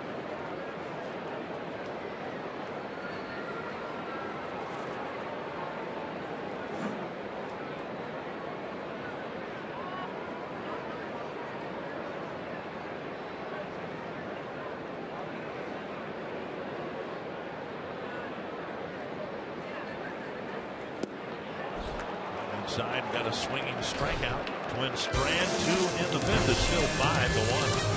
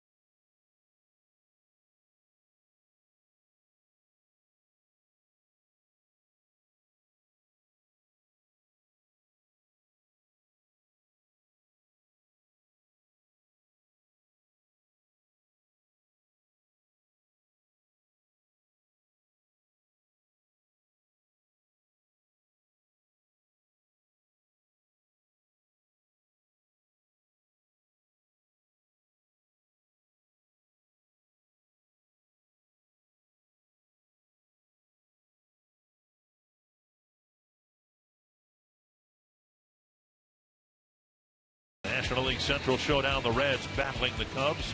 Coverage begins Saturday at 6 p.m. Central, only on Fox. We will be in Texas. You're on this road trip, aren't you? Yes, I am. Okay. Andres Morales will lead things off for the Royals in the 6th. They'll be followed by Alex Gordon and Alex Rios. Road trip is going to be a tough one for the Twins, who struggled in this homestand. 3 games against a Texas team that has suddenly become very relevant after a very slow start. Rangers started the day just 2 games behind the Astros in the American League West, and you'd have gotten long odds on those 2 teams being at the top of their division. Yeah, Astros before today's play have lost 6 in a row, and the Rangers have won 8 out of their last 10. And Morales takes outside 2-1. Meanwhile, Gibson out there to start and presumably finish the 6th. Yeah, came in with 99 pitches, most he's thrown in a ball game this year, 109. Foul back. Will be a challenge. The Twins with a winning record, 8 games above the 500 mark, and they're taking on a Ranger team that's really been playing good baseball lately, even despite the injuries. Cardinals all year long have had the best record in the major leagues. Ooh, good pitch. Wow. Full count down to Morales. Yeah, it'd be fun to have the Cubs here, too. Get to see our good buddy Ron Coomer, who's broadcaster for the Cubs on radio. Take a look at this pitch.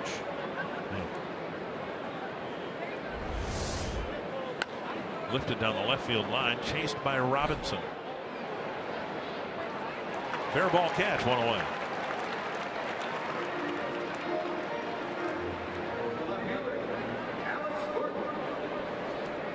Joe Madden's done a nice job with the Cubs. They're 4 games above the 500 mark.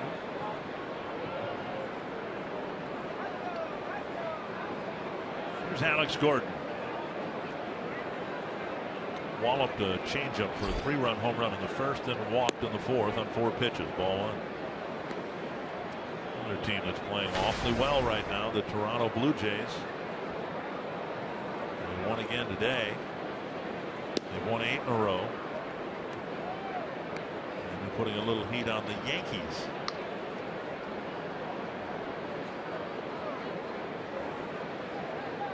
Who, as I said the other day, are a surprise team for me. Yankees lost in extra innings to the Nationals 5-4. Yeah, you walked Gordon last time on 4 pitches. Yeah. And there's a strike.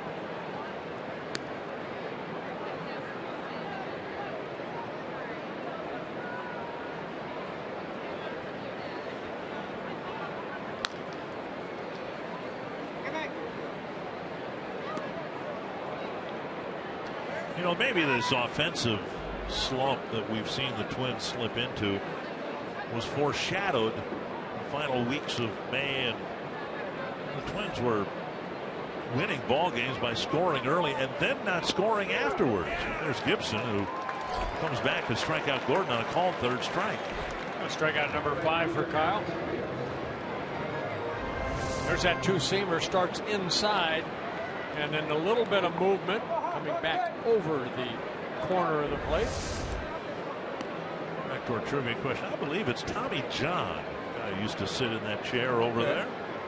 288 wins. That's 1 more than you. Guy that should be in the Hall of Fame, along with Jim Cott. With 283 wins. Jack Morris. A lot of guys looking in that should be there. Rios with 1 strike. Kitty, kitty, kitty. Tommy John, Twins broadcaster for 2 years. Lived out in the western suburbs with his family. I mean, my goodness, you know, I mean, everybody has a surgery. A Tommy John surgery. That should be in the Hall of Fame. Along with him. And Kitty. Kitty, kitty, kitty. You know, you'd like to have something named after you. I don't know about a medical procedure, though. It was as successful as could be. But I'm just imagining what Bert Blyleven's surgery would involve. Oh, I can tell you, but I won't. Not on the air. All right, okay. I'll tell you off the air. You know, I mean, you know, you have a statue named after you or a street named after you, but a surgical procedure. That means something really bad happened. Didn't you say that Tommy, before the surgery of Dr. Jobe, he wanted to do it, and he said, give me a Sandy Koufax arm? No, he said, put a Koufax fastball in my arm, and he said he neglected to say not Mrs. Koufax. Rio strikes out. 3 up, 3 down in the 6th. Torrey Hunter will try to start a late inning comeback for the Twins.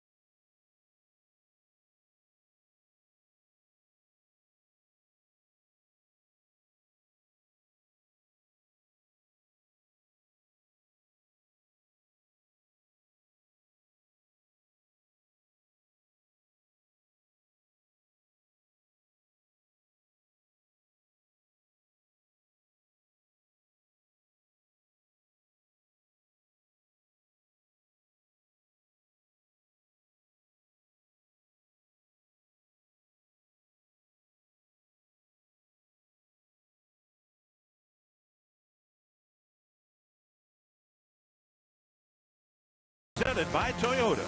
See where Toyota takes you. Test drive one at your Toyota dealer. Toyota, let's go places. By Sanford Orthopedics and Sports Medicine for the everyday competitor in all of us. And by McDonald's. Have bold for breakfast with the new chorizo burrito from McDonald's.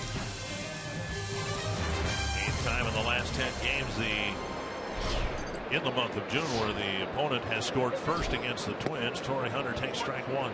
Torrey struck out leading off the 2nd, grounded out to end the 3rd. Middle of the Twins lineup, Hunter, Suzuki, and Vargas. Twins out hitting the Royals 6-5, but right now Twins not in this game. They need to get something done here. This is the 6th inning, and we know what's going to happen starting in the 7th. The bullpen will be activated. 2 strikes to Hunter.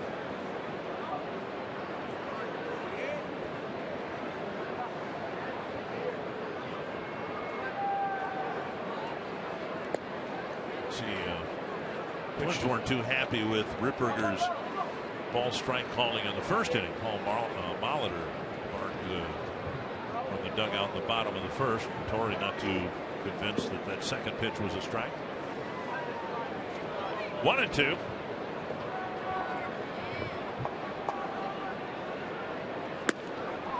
Two. Remember, well, you weren't on the Pittsburgh road trip, Chicago road trip, but but I watched. Twins, well, so you know, Twins won what, 4 ball games on that road trip, 2 in Pittsburgh, 2 in Chicago. And the script was, let's score early, and then not by design, of course, but then the lineup shut down. They didn't score in the middle and late innings, but they still won ball games. So maybe there was a little foreshadowing of what we've seen here in June when the lineup is having a hard time scoring in any inning. And that's a walk for Hunter to start the 6th inning. Yeah, Volquez walking his 2nd batter. He walked Dozier last inning. We'll bring up Suzuki. You take runs wherever you can get them, and as long as they're enough to win a ball game, that's ultimately all that matters. But it's not like this lineup was structuring rallies inning after inning all the way through the month of May. That was far from the case. Yeah, that Pittsburgh-Chicago trip, Twins ended up winning 4 of 5. Right.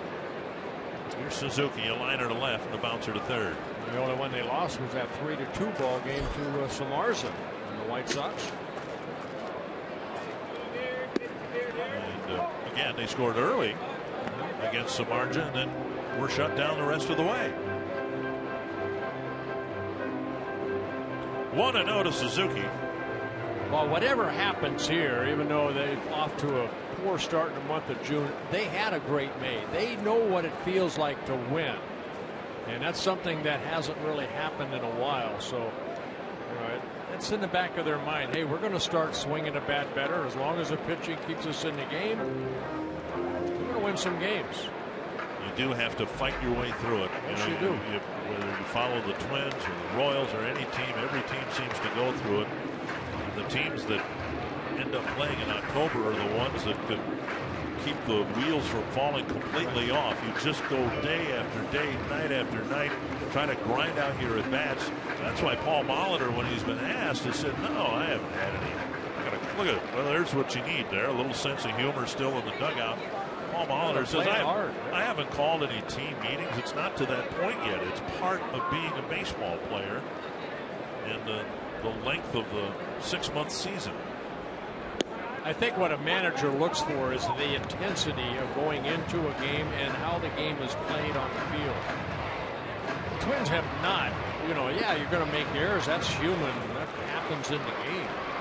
But it's how you respond to that. Do you hang your head or you just say, okay, make him hit it to me again?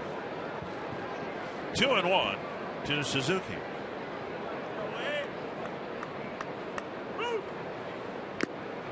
2-2. Paul did address the team after that horrible first week, but his message was, hey, this isn't the team I saw in spring training.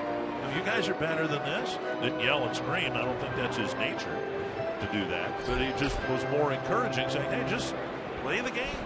This, get back to what we saw in Fort Myers. And sure enough, Twins haven't lost 3 in a row since then. For example, if this ball's in the dirt, Torrey Hunter has to be ready to take second. Foul back.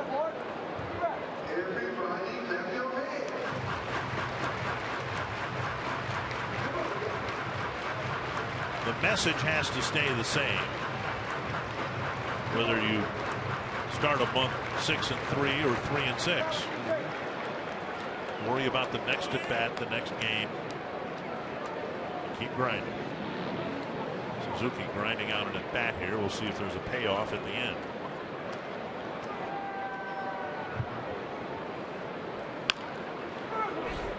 Juggled, kicked in fact by Moustakas. And he got his body in front of it and just hit his midsection and just hit too far away from him. Error will be charged on Moustakas. So Moustakas come in and get that little nasty hop that came up and hit the heel of his glove, then hit off his chest. And by the time he could get to it, Suzuki at first base. The Twins have had 2 men on a number of times here today. So far have gotten just the 1 run. And by 4 runs, you need a big fly at some point, you would think. Vargas with 2 singles to center.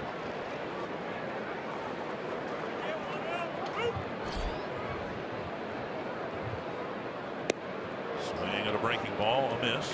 1-1.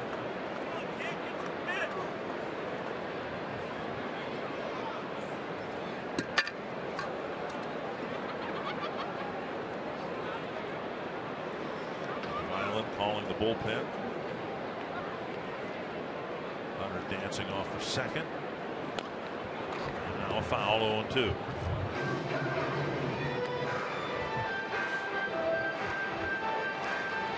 Marquez throwing Vargas a lot of off-speed pitches. He hit a changeup in the first at-bat for a base hit. Then on an 0-2 changeup, he got a base hit in his last at-bat. 2 straight curveballs. Vargas here.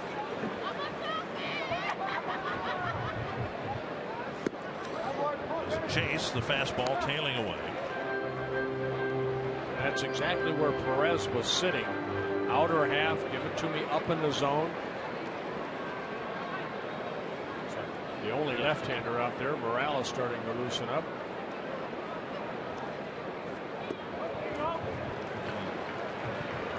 Volquez looked like he might have been distracted by Hunter, who took a couple of hard steps towards third. And after he delivered the ball, Volquez turned around and looked over his left shoulder to see if Hunter was still there. Torrey doing what he can from second base to induce Volquez into making a mistake.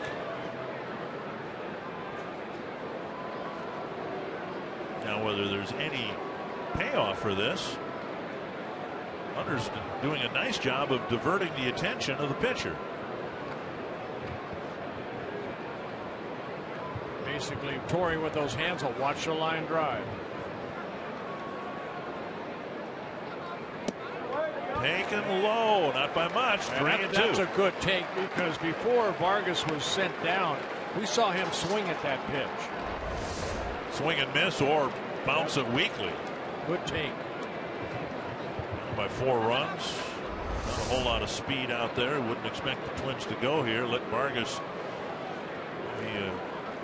drive one here on 3-2.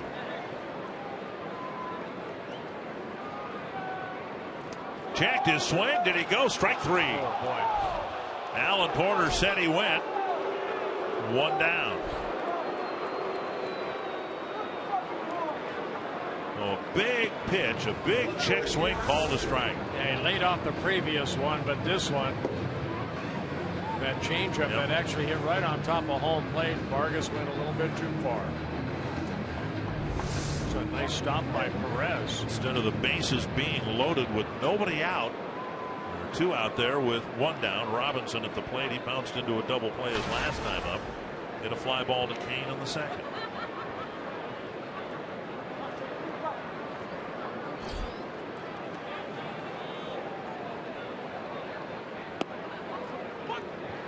Change-up over for a strike. And more heat, I think, coming from the Twins dugout. Robinson thought that pitch was up and in, I think.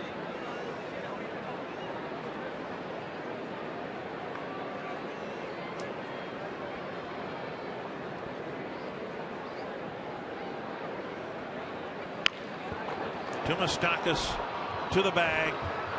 Double play, inning over.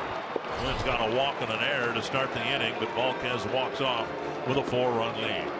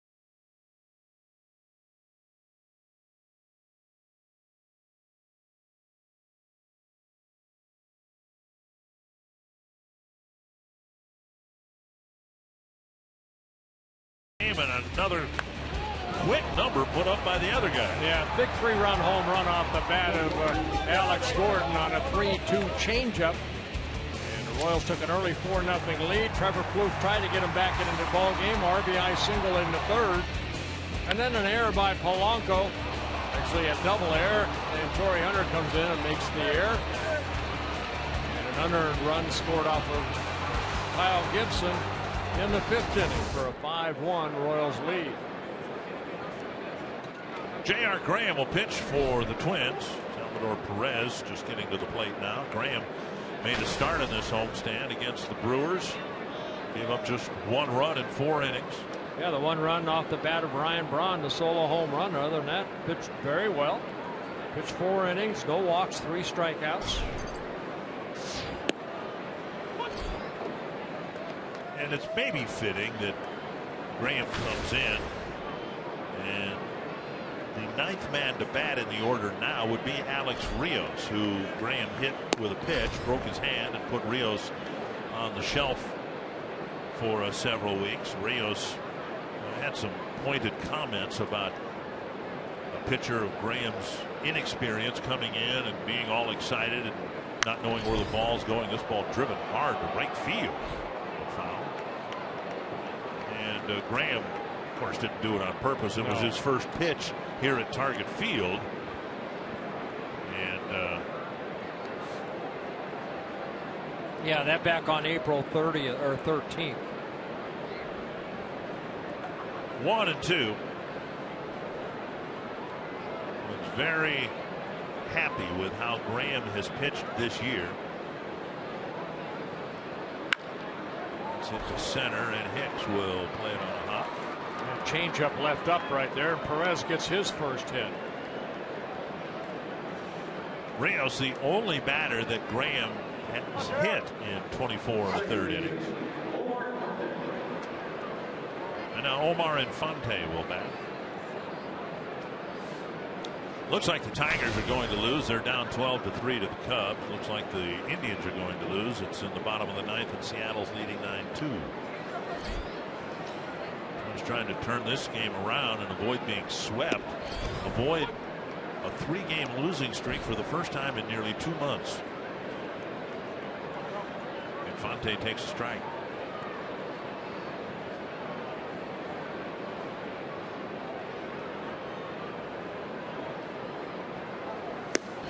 Kyle Gibson worked the first 6 innings. He ended up throwing 117 pitches. That's the most pitches thrown by a Twin starter this year. He actually got stronger in the 6th inning when he came in with 99. He had a couple strikeouts, a 1-2-3 inning. And after the 4-run first, just the unearned run that he allowed in the 5th. 1-2 to Infante.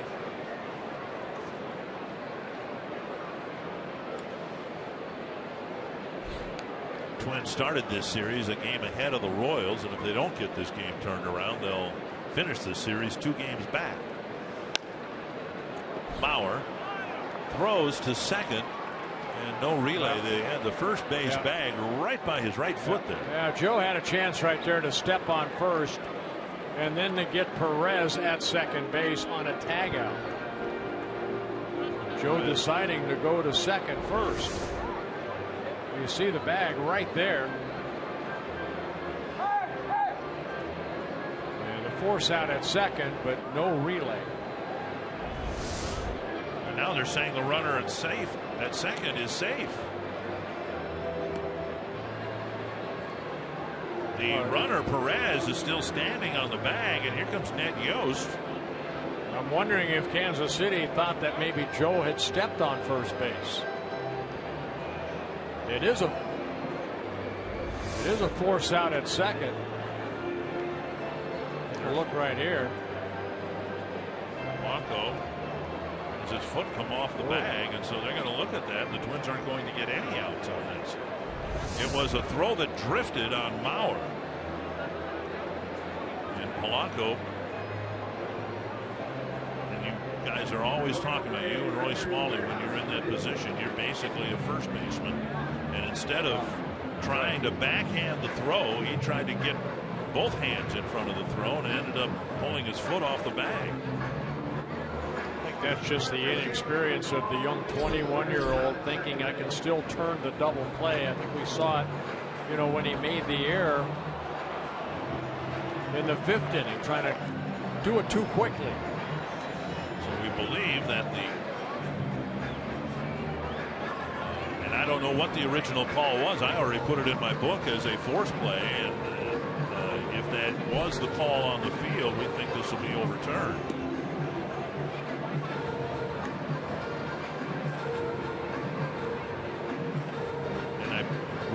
curious to ask, and I will. You see Polanco, you know, what he's trying to do is turn a double play, but the ball just kind of kept sailing on him. And by the time he did get it in the glove, his foot was off the bag.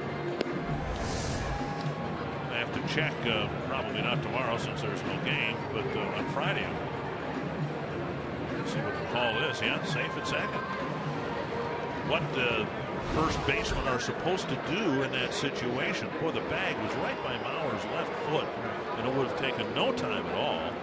And then you're requiring your shortstop to be aware enough to know that you got to put a tag on the runner. Yeah, I think the error is going to be given to Joe Mauer for the throw that kind of pulled Polanco off the bag. And that is the case. So first and second, nobody out. Single. What could have been a double play, or at least one out on the ground ball to Mauer, instead is neither. Back to the top of the order, and Alcides Escobar. I think especially who was running right there. That was a mistake by Joe Mauer, because, you know, Perez, he's going to chug down to second base. So he had plenty of time to step on the bag, and then probably would have been an easy out at second base by a tag. Crack foul, 2 strikes. Graham has strikeout ability. Now he's in a situation, not all his own doing, but he's in a situation where he could use a strikeout. 20 of them in 24 and a third innings. Got a couple of strikeout pitches. He's got a breaking ball we've seen him get strikeouts with, but also a 97-mile-per-hour fastball. Popped up. Mauer in foul ground. Makes the catch. No one bothered calling infield fly because it was apparent that was a foul ball. 1 down. A big out right there for JR. We're locked into the moment here in this season, this month, this week, because the Twins have gotten off to a good start. But it is hard not to look down the road and imagine a bullpen that would have Graham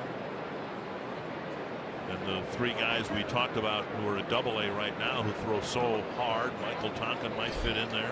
This is going to be, in the very near future, one would think, a very hard throwing bullpen for the Twins. Nick Birdie can throw 100 miles per hour. Needs to throw it over the plate. We've seen Graham at 97. That ball flared over the head of Plouffe. Around third, Perez is coming home, and it will be a doink hit for Moustakas, and the Royals get another run. Yeah, not hit sharply at all, but just a little flare down that left field line. Moustakas picking up an RBI, his 20th of the year on his first hit.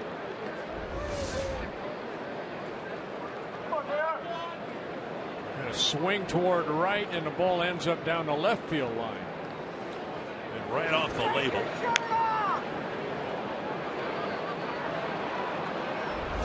And it is now 6-1. And dribbled foul.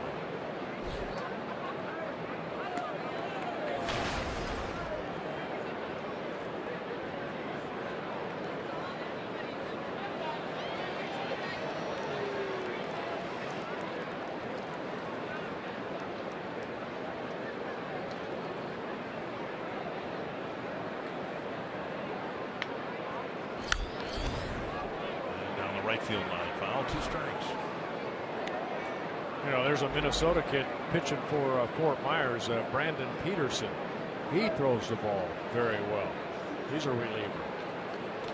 Twins haven't had a lot of power arms, either as starters or relievers, but that very quickly is changing, and that's one of the reasons the Twins picked up Graham in the Rule 5 draft. Peterson down in Fort Myers, 42 strikeouts in 30 innings. That's good. Yeah, when I am off, I do go watch the Miracle play, and he's got overpowering stuff. 17 pitches for Graham already. The Royals have added a run. Right now it's an unearned run.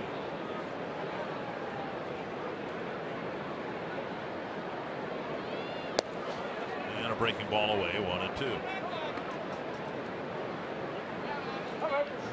As far as Graham is concerned, this homestand has turned out okay. He did an admirable job in difficult circumstances in his start. And then he had enough time off to hopefully pitch a few innings here, at least a couple. Roll to the right side. Mauer backhands out there. Relay to first. Safe, and another run will score. Coming in from third, Infante. Kane will get an RBI on this.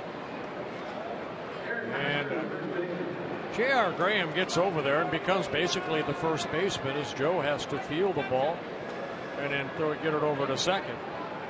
But Infante scores for the first time, and it's a 7-1 ball game. Hosmer at the plate.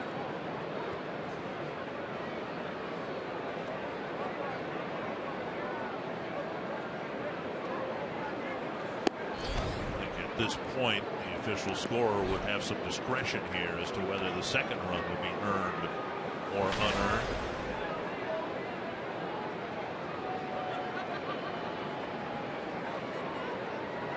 I'm guessing it'll be an earned run against Graham. Foul back, 1-1. Seattle beat Cleveland 9-3. Trevor Bauer with a disappointing outing.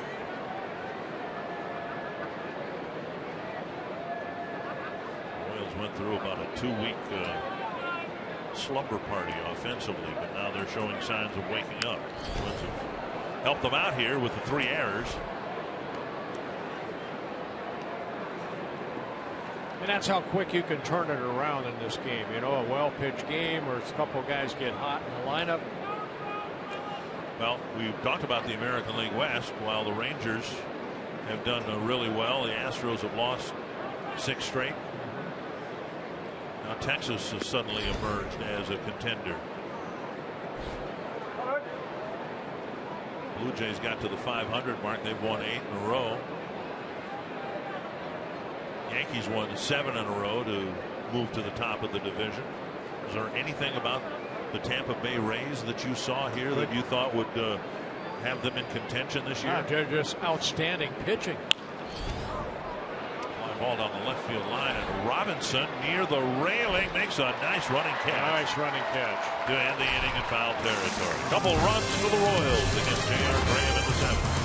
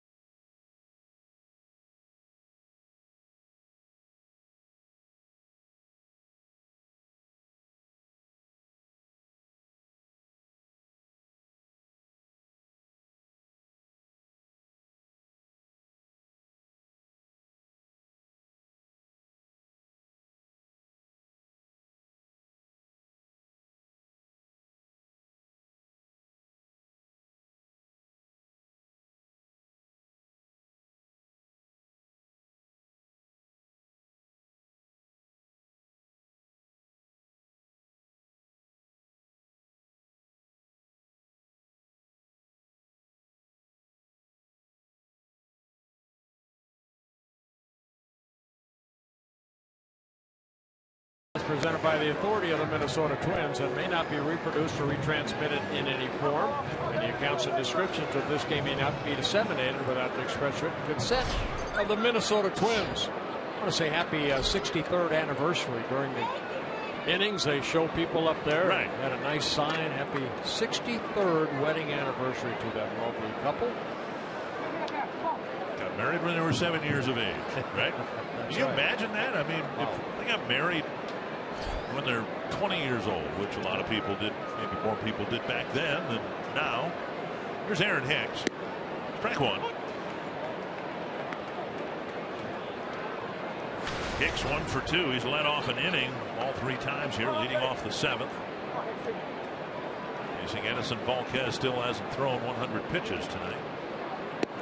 Check swing and a ball 1-1.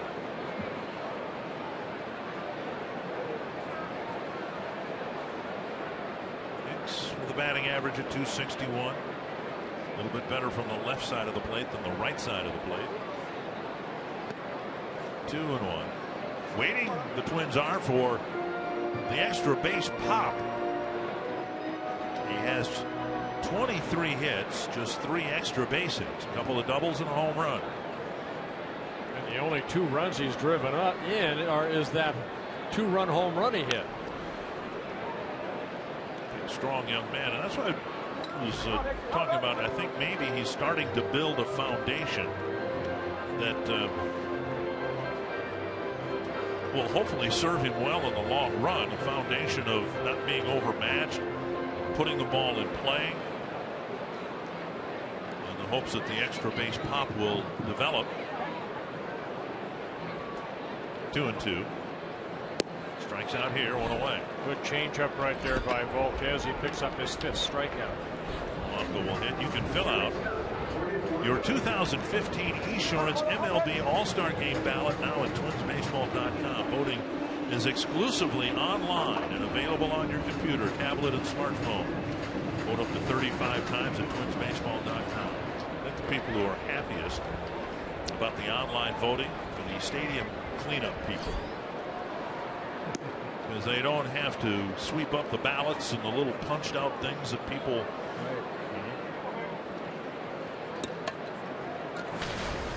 1-0 to Polanco. Singled his first time up after his recall. And now a strike, 1-1. We've seen what Polanco can do both at the plate and in the field. The Twins want him to tighten up his game defensively. He's committed a fielding error.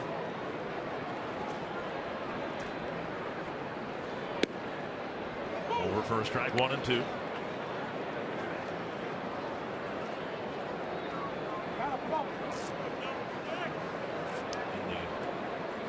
Shaver warming up in the Kansas City bullpen.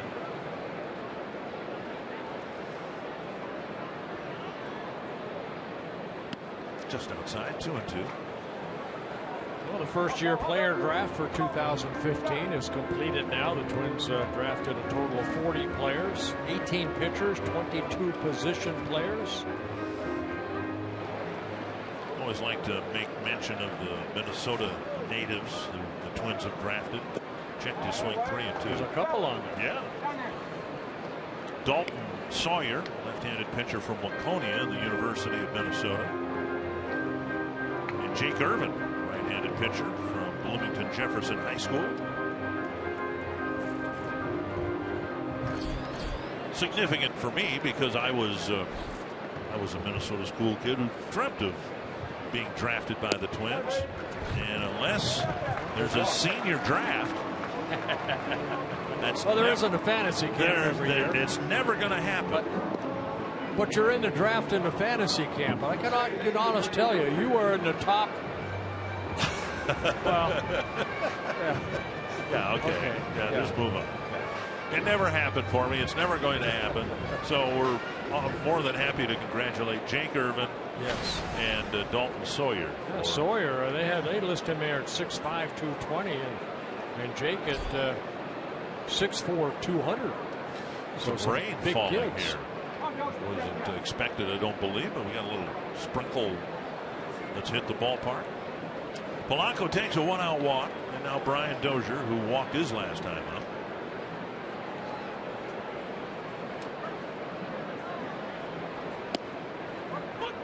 One strike.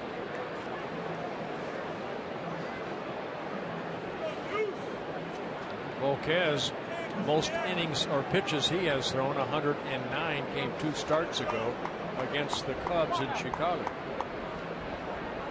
This will be pitch number 109. Fouled off a leg. 2 strikes. Even though both teams got good bullpens, you can get that extra inning out of that starter, just a little less wear and tear out of that bullpen as the summer goes on.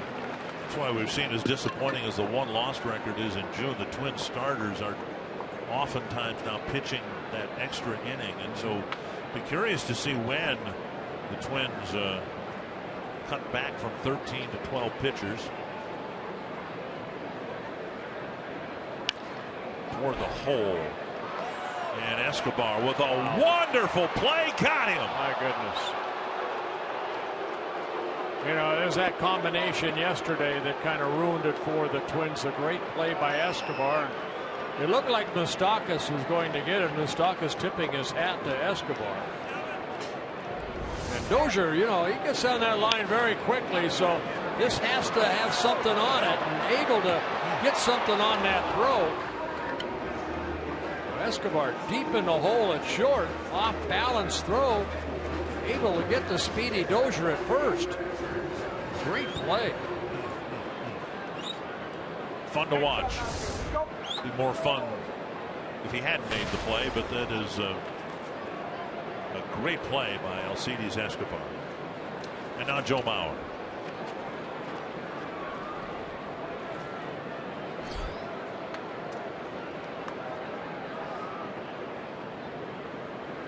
Outside ball 1. Remember, he made that almost exact play off the bat of Kurt Suzuki in yesterday's ball game. And Trevor Plouffe was at third base. He would have scored if Suzuki could have beaten the throw, but would have tied the game at 1 apiece yesterday. 1-0 to Mauer. Fouled back, 1-1.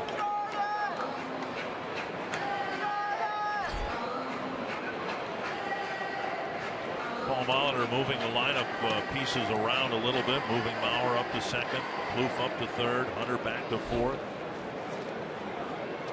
So far, just 1 run on the board, 6 hits for the Twins, and they've taken some walks, but all the hits have been singles.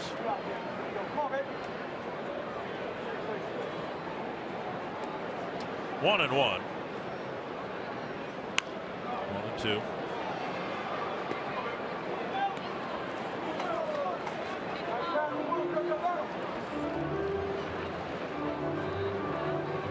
Season high in innings pitched for Gibson at 117, and a season high for Volquez, trying to get the final out here in the 7th inning.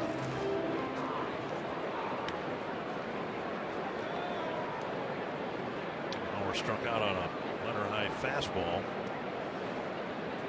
Perez sitting inside. Pulled up the line foul. Mauer striking out in the 3rd.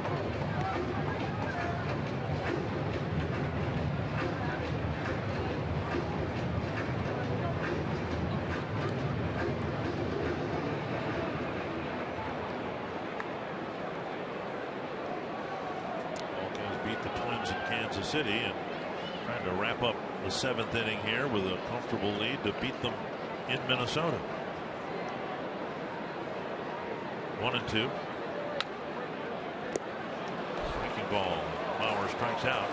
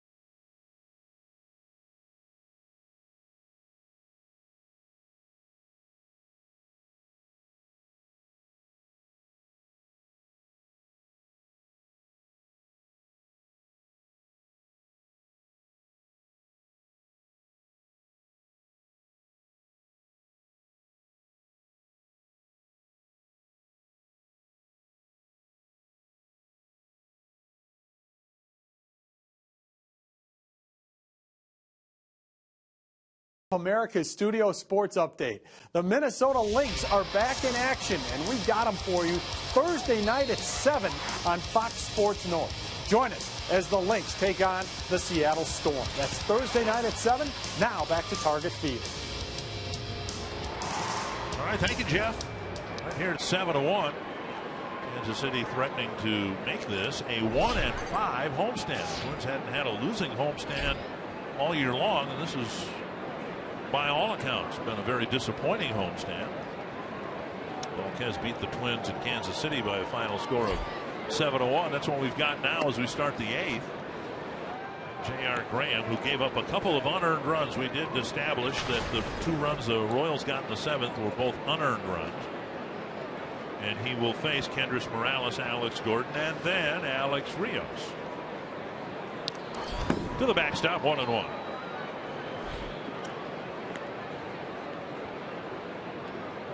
Yankees, we mentioned, lost 5-4 to the Nationals, and they put Andrew Miller on the disabled list with a forearm strain.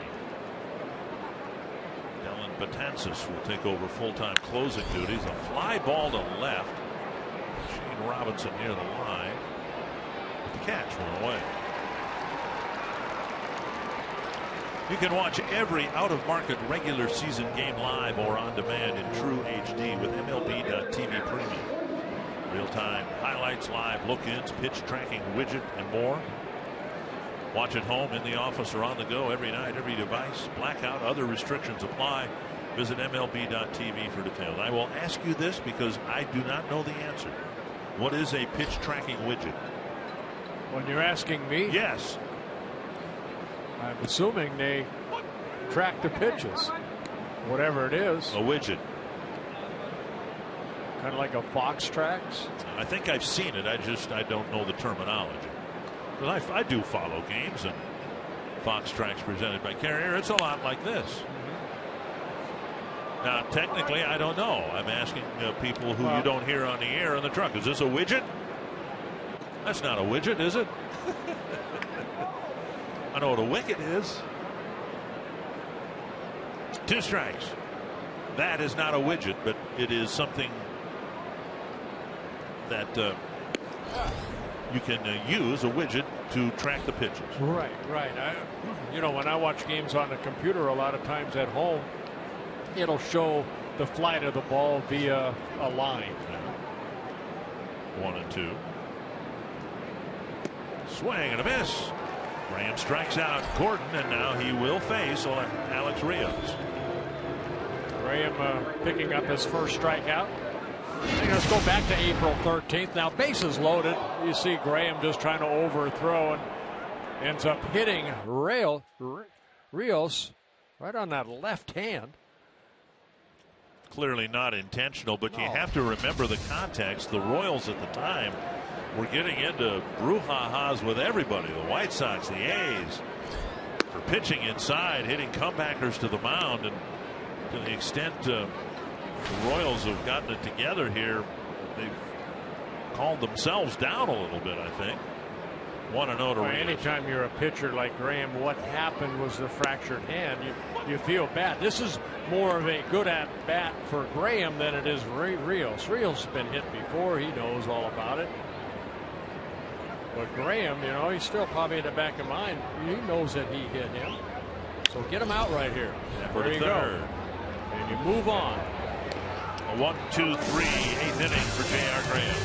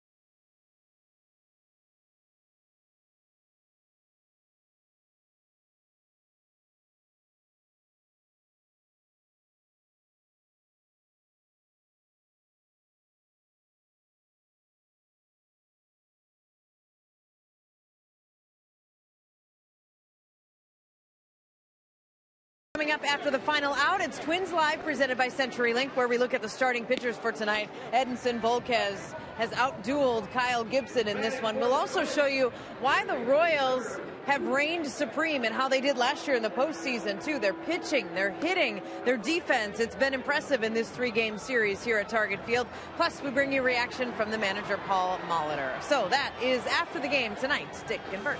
All right. Thank you, Marty. Thank you, Marty. Bottom of the 8th coming up. Luke Hochevar will come out of the Royals bullpen. Kind of a, I don't know, comeback party for Luke Hochevar. He did not pitch at all last year. And the guy that's pitched a lot of innings for the Kansas City Royals.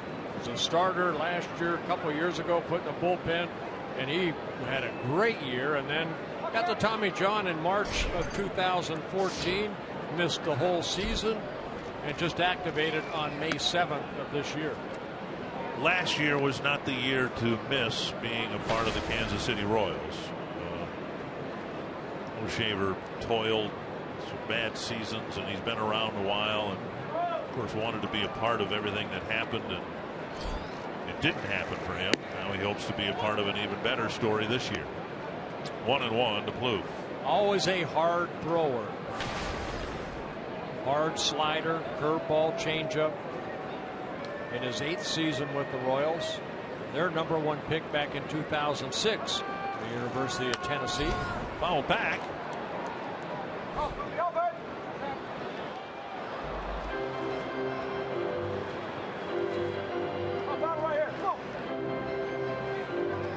Re-signed with the Royals as a free agent.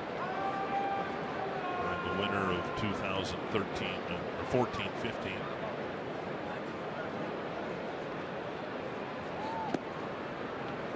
Down and away, 2-2.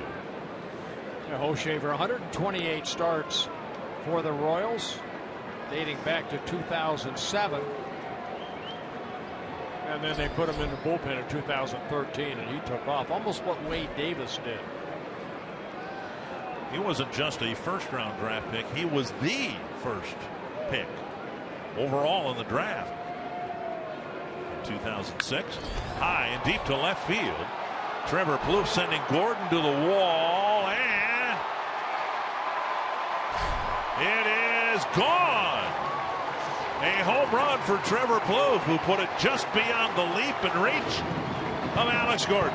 He got a fastball, and this time Alex Gordon could not catch it. He had a great catch off the bat of Torrey Hunter last night.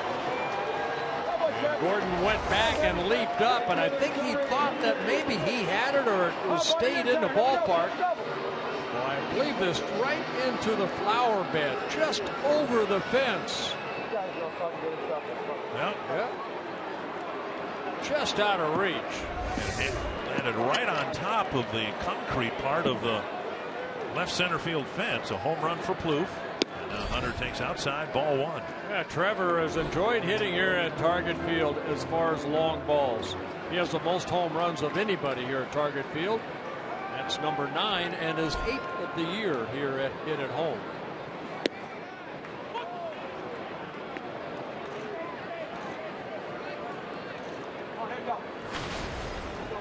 Hochevar giving up his first home run in 7 innings.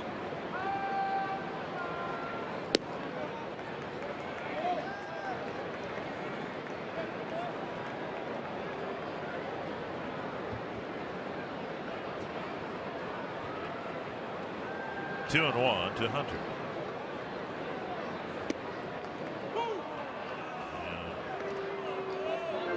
90-mile-per-hour cutter at the belt. Torrey not happy at this call. Maybe thinking it was high. Fox Tracks says it was in the strike zone. Widget or not, we believe in Fox Tracks, right? Not answering that. Now Torrey's going to get in his face.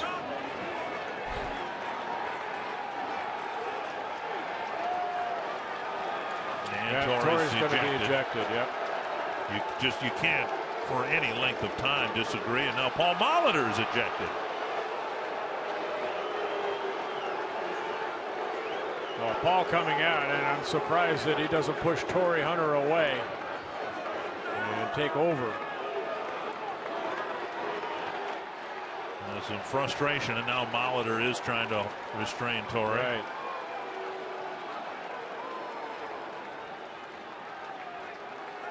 Jeff Kellogg, the crew chief, coming in. And Torrey very frustrated. We saw his frustration in his last at bat, now throwing batting gloves. We saw Torrey's frustration in his final at bat last night, and he's not done yet. Throwing his bat down in foul territory in his final at bat.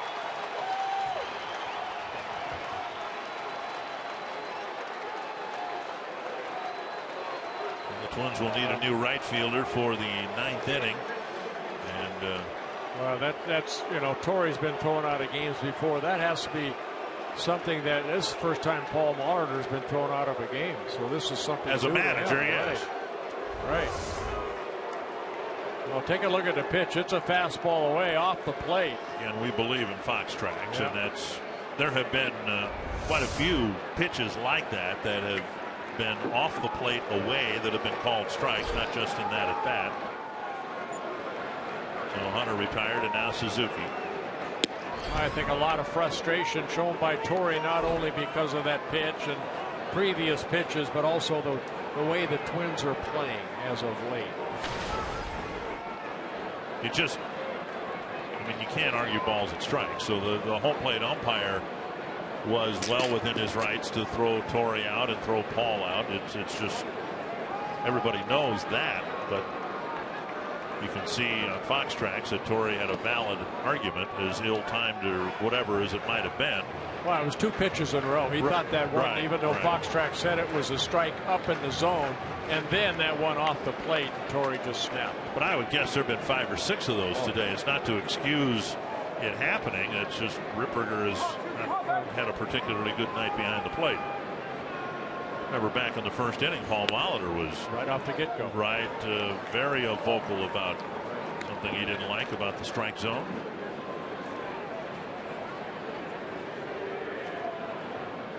Joe Vavro will man the ship here for the bottom of the 8th through the 9th inning. 2-1 to Suzuki. 2-2.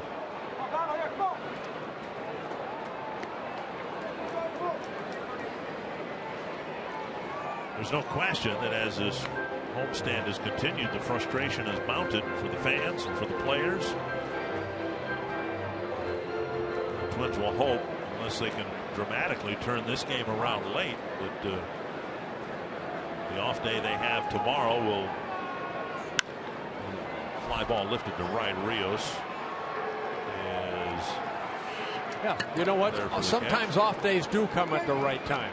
Well, I still maintain that for the Twins, they had an off day after their home opener, and that, as much as anything else, helped get the season turned around. It was April 14th. The Twins had an even worse loss than this one, if it is a loss. Just it was a very bad game at the end of a very bad first week of play, and there was an off day on the 14th, and then the Twins came back on the 15th, and from that point up until this bad stretch now, they played the best baseball we've seen here in 4.5 years. Yeah, and that was against the Royals. That was Gibson against Volquez, and Gibby won 3-1. Twins went on to win 4 of the next 5 in the homestand. Right. A 500 road trip and a really nice homestand against Detroit, Chicago, and Oakland.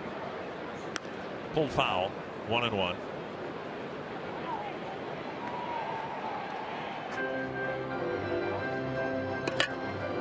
I'm just glad Torrey got off the field when he did, because I think his pants were next. Well, and I credit Jeff Kellogg, the crew chief, for coming in and making sure that he was able to separate Torrey from the umpire. There was some contact between Kellogg and Hunter, but that innocent enough, I think, just incidental contact, as Kellogg tried to step in and make sure things didn't deteriorate further. 2-1 to Vargas. Pulled foul.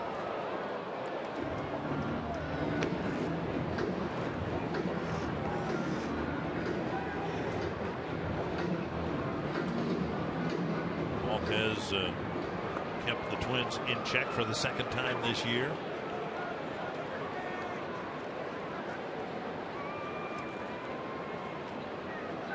Two and two to Vargas. Down the middle, it looked like. And the Twins get a home run from Plouffe. And we head to the ninth. The Twins down by 5.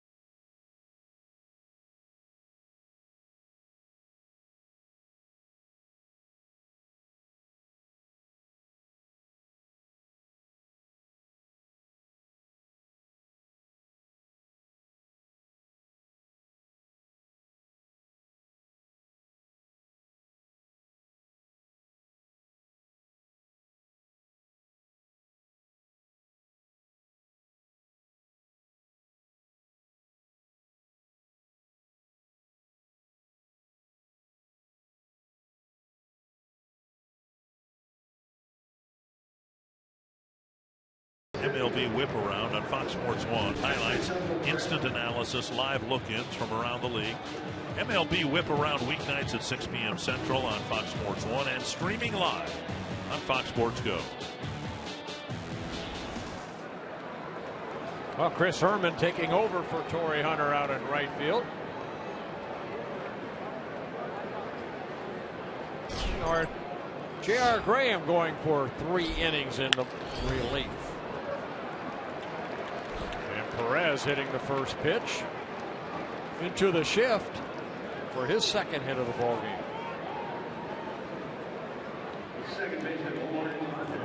Perez aboard. Graham trying to wrap things up.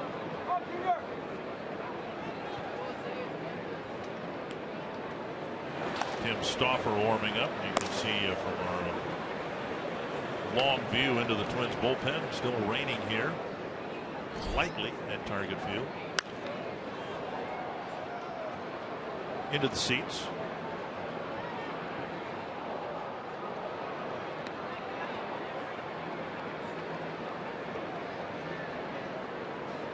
Royals won't come back here to Minnesota till the very end of the season.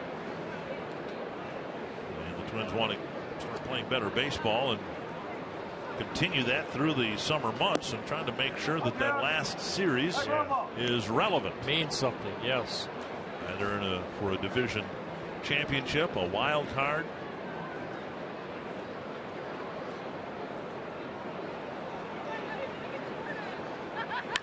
Get to the gap in left center. Hicks back and over, makes a nice catch. Perez was standing at second. He'll retreat to first.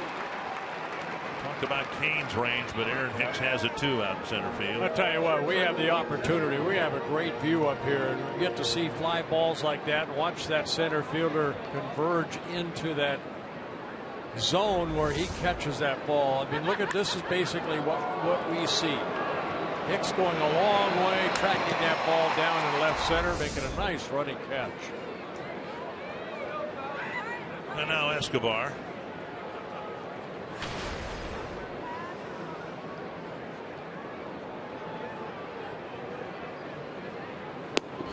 Down and away, ball 1. There might be some lingering discussion about what we saw on the bottom of the 8th. Let me ask your opinion, and then if you'd like, I'll give you mine. Is there anything that Torrey Hunter did that will lead to a suspension? I don't believe so. I don't believe so. No. He'll probably get fined, but I don't think a suspension is warranted in that situation. What do you think?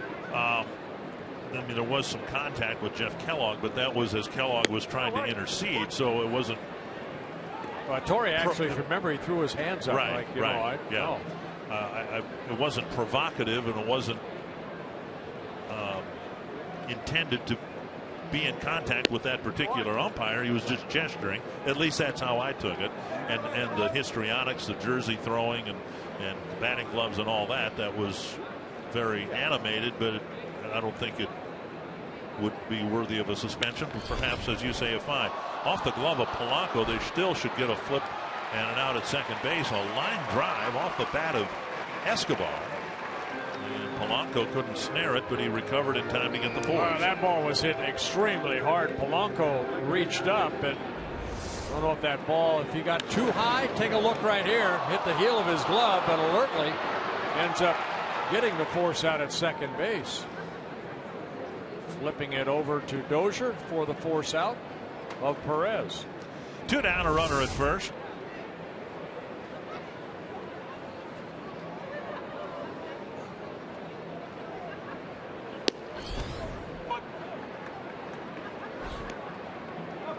Now, years ago, in one of the classic Torrey Hunter moments, he got hit by a pitch and picked up the ball and threw it back at Danny Baez.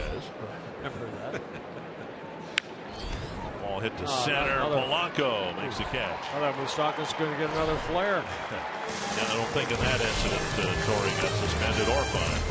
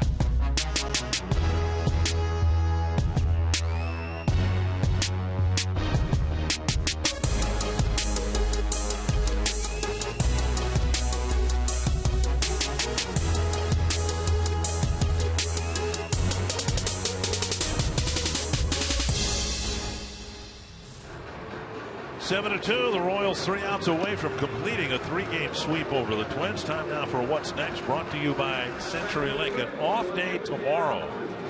And Tommy Malone, in terms of his turn to start, would have started tonight, but the Twins moved him back to Friday. Wandy Rodriguez will start for the Texas Rangers. A couple crafty lefties going at each other.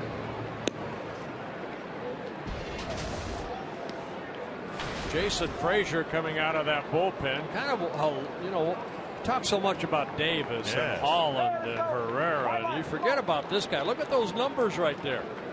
17 and a third innings.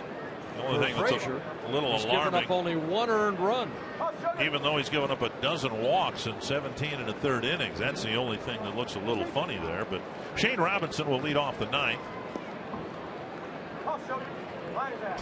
Well, that's a bullpen that has combined as far as earned run average coming into the game at 1.74. Fouled back, strike one. Frazier in his second season with the Royals. He's pitched for the Blue Jays a couple times, the White Sox, a couple years with the Rangers. 1 strike to Robinson. He'll be followed by Hicks and Polanco.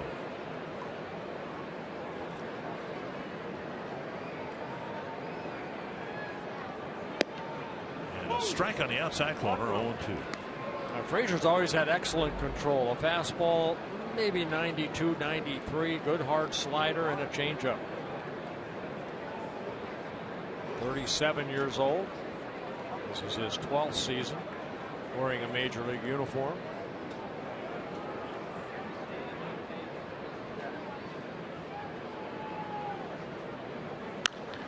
To right field. He's got some air under it, but Rios near the track makes the catch. 1 down in the 9th. That'll bring up Aaron Hicks.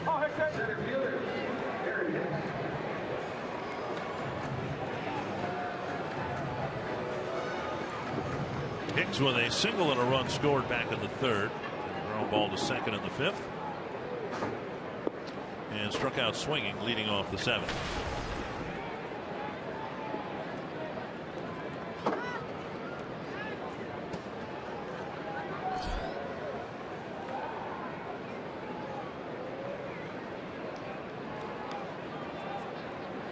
Hicks takes a strike on the outside corner.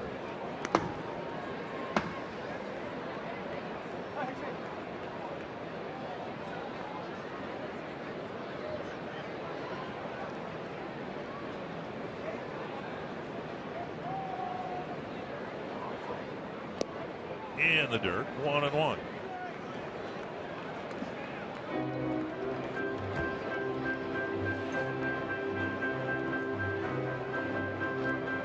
You mentioned Hochevar re-signing with the Royals. You know, Frazier, same thing, re-signing with the Royals. Why wouldn't you want to re-sign with the Royals? Well, it was a joyride, and you can relate to. I have no idea what your '79 Pirate experience was like, but what happened here in '87, the ball hit sharply on the ground to Escobar. Hicks retired out number 2. It was maybe more so what you experienced in '87 to another level, a higher level, with the exception being the Royals did not win at all. But the joyride that went through getting to the playoffs, winning a wild card game, winning a couple of rounds, all the way to the 7th game of the World Series. I mean, it was just fabulous for that area. And the majority of the Royal players that went through that are back again. They have that taste in their mouth that they didn't get the big ring. They got an American League Championship ring, but they didn't get the World Series ring. And they felt it last year. They came close. And they want to try to do it again, and this time get the ring. Infield intact from a year ago.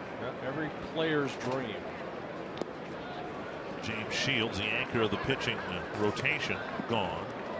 Billy Butler, the designated hitter, gone, but the Royals have filled in nicely with Kendrys Morales, who, if anything, has been more productive this year than Butler has been the last several years.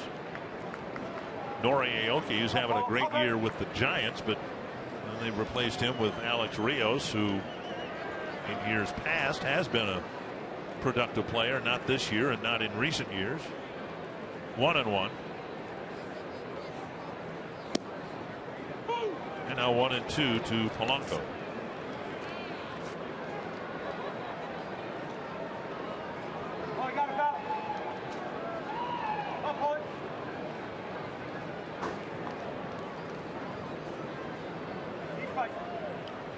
One and two.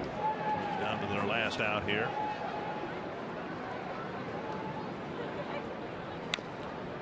Tapper foul.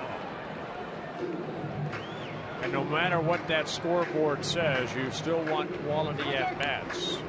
That's what you want to see from these young kids like Polanco, Aaron Hicks.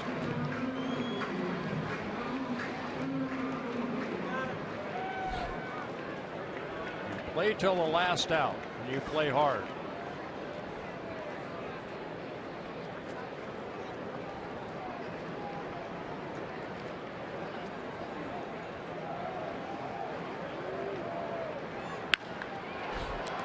Handed beautifully by Escobar, and he throws him out, and the Royals complete a 3-game sweep over the Twins.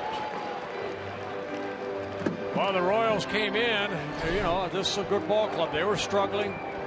Good pitching, great bullpen, good timely hitting, and the Twins lose all 3. And a chronic problem, Tom, for the Twins over the last week and a half, really in the month of June. They've let the other team score first and early. The Twins will try to figure out a way to keep that from happening on the road trip starting Friday. Dick, the Twins swept at home for the first time since the Angels took 4 in a row last September.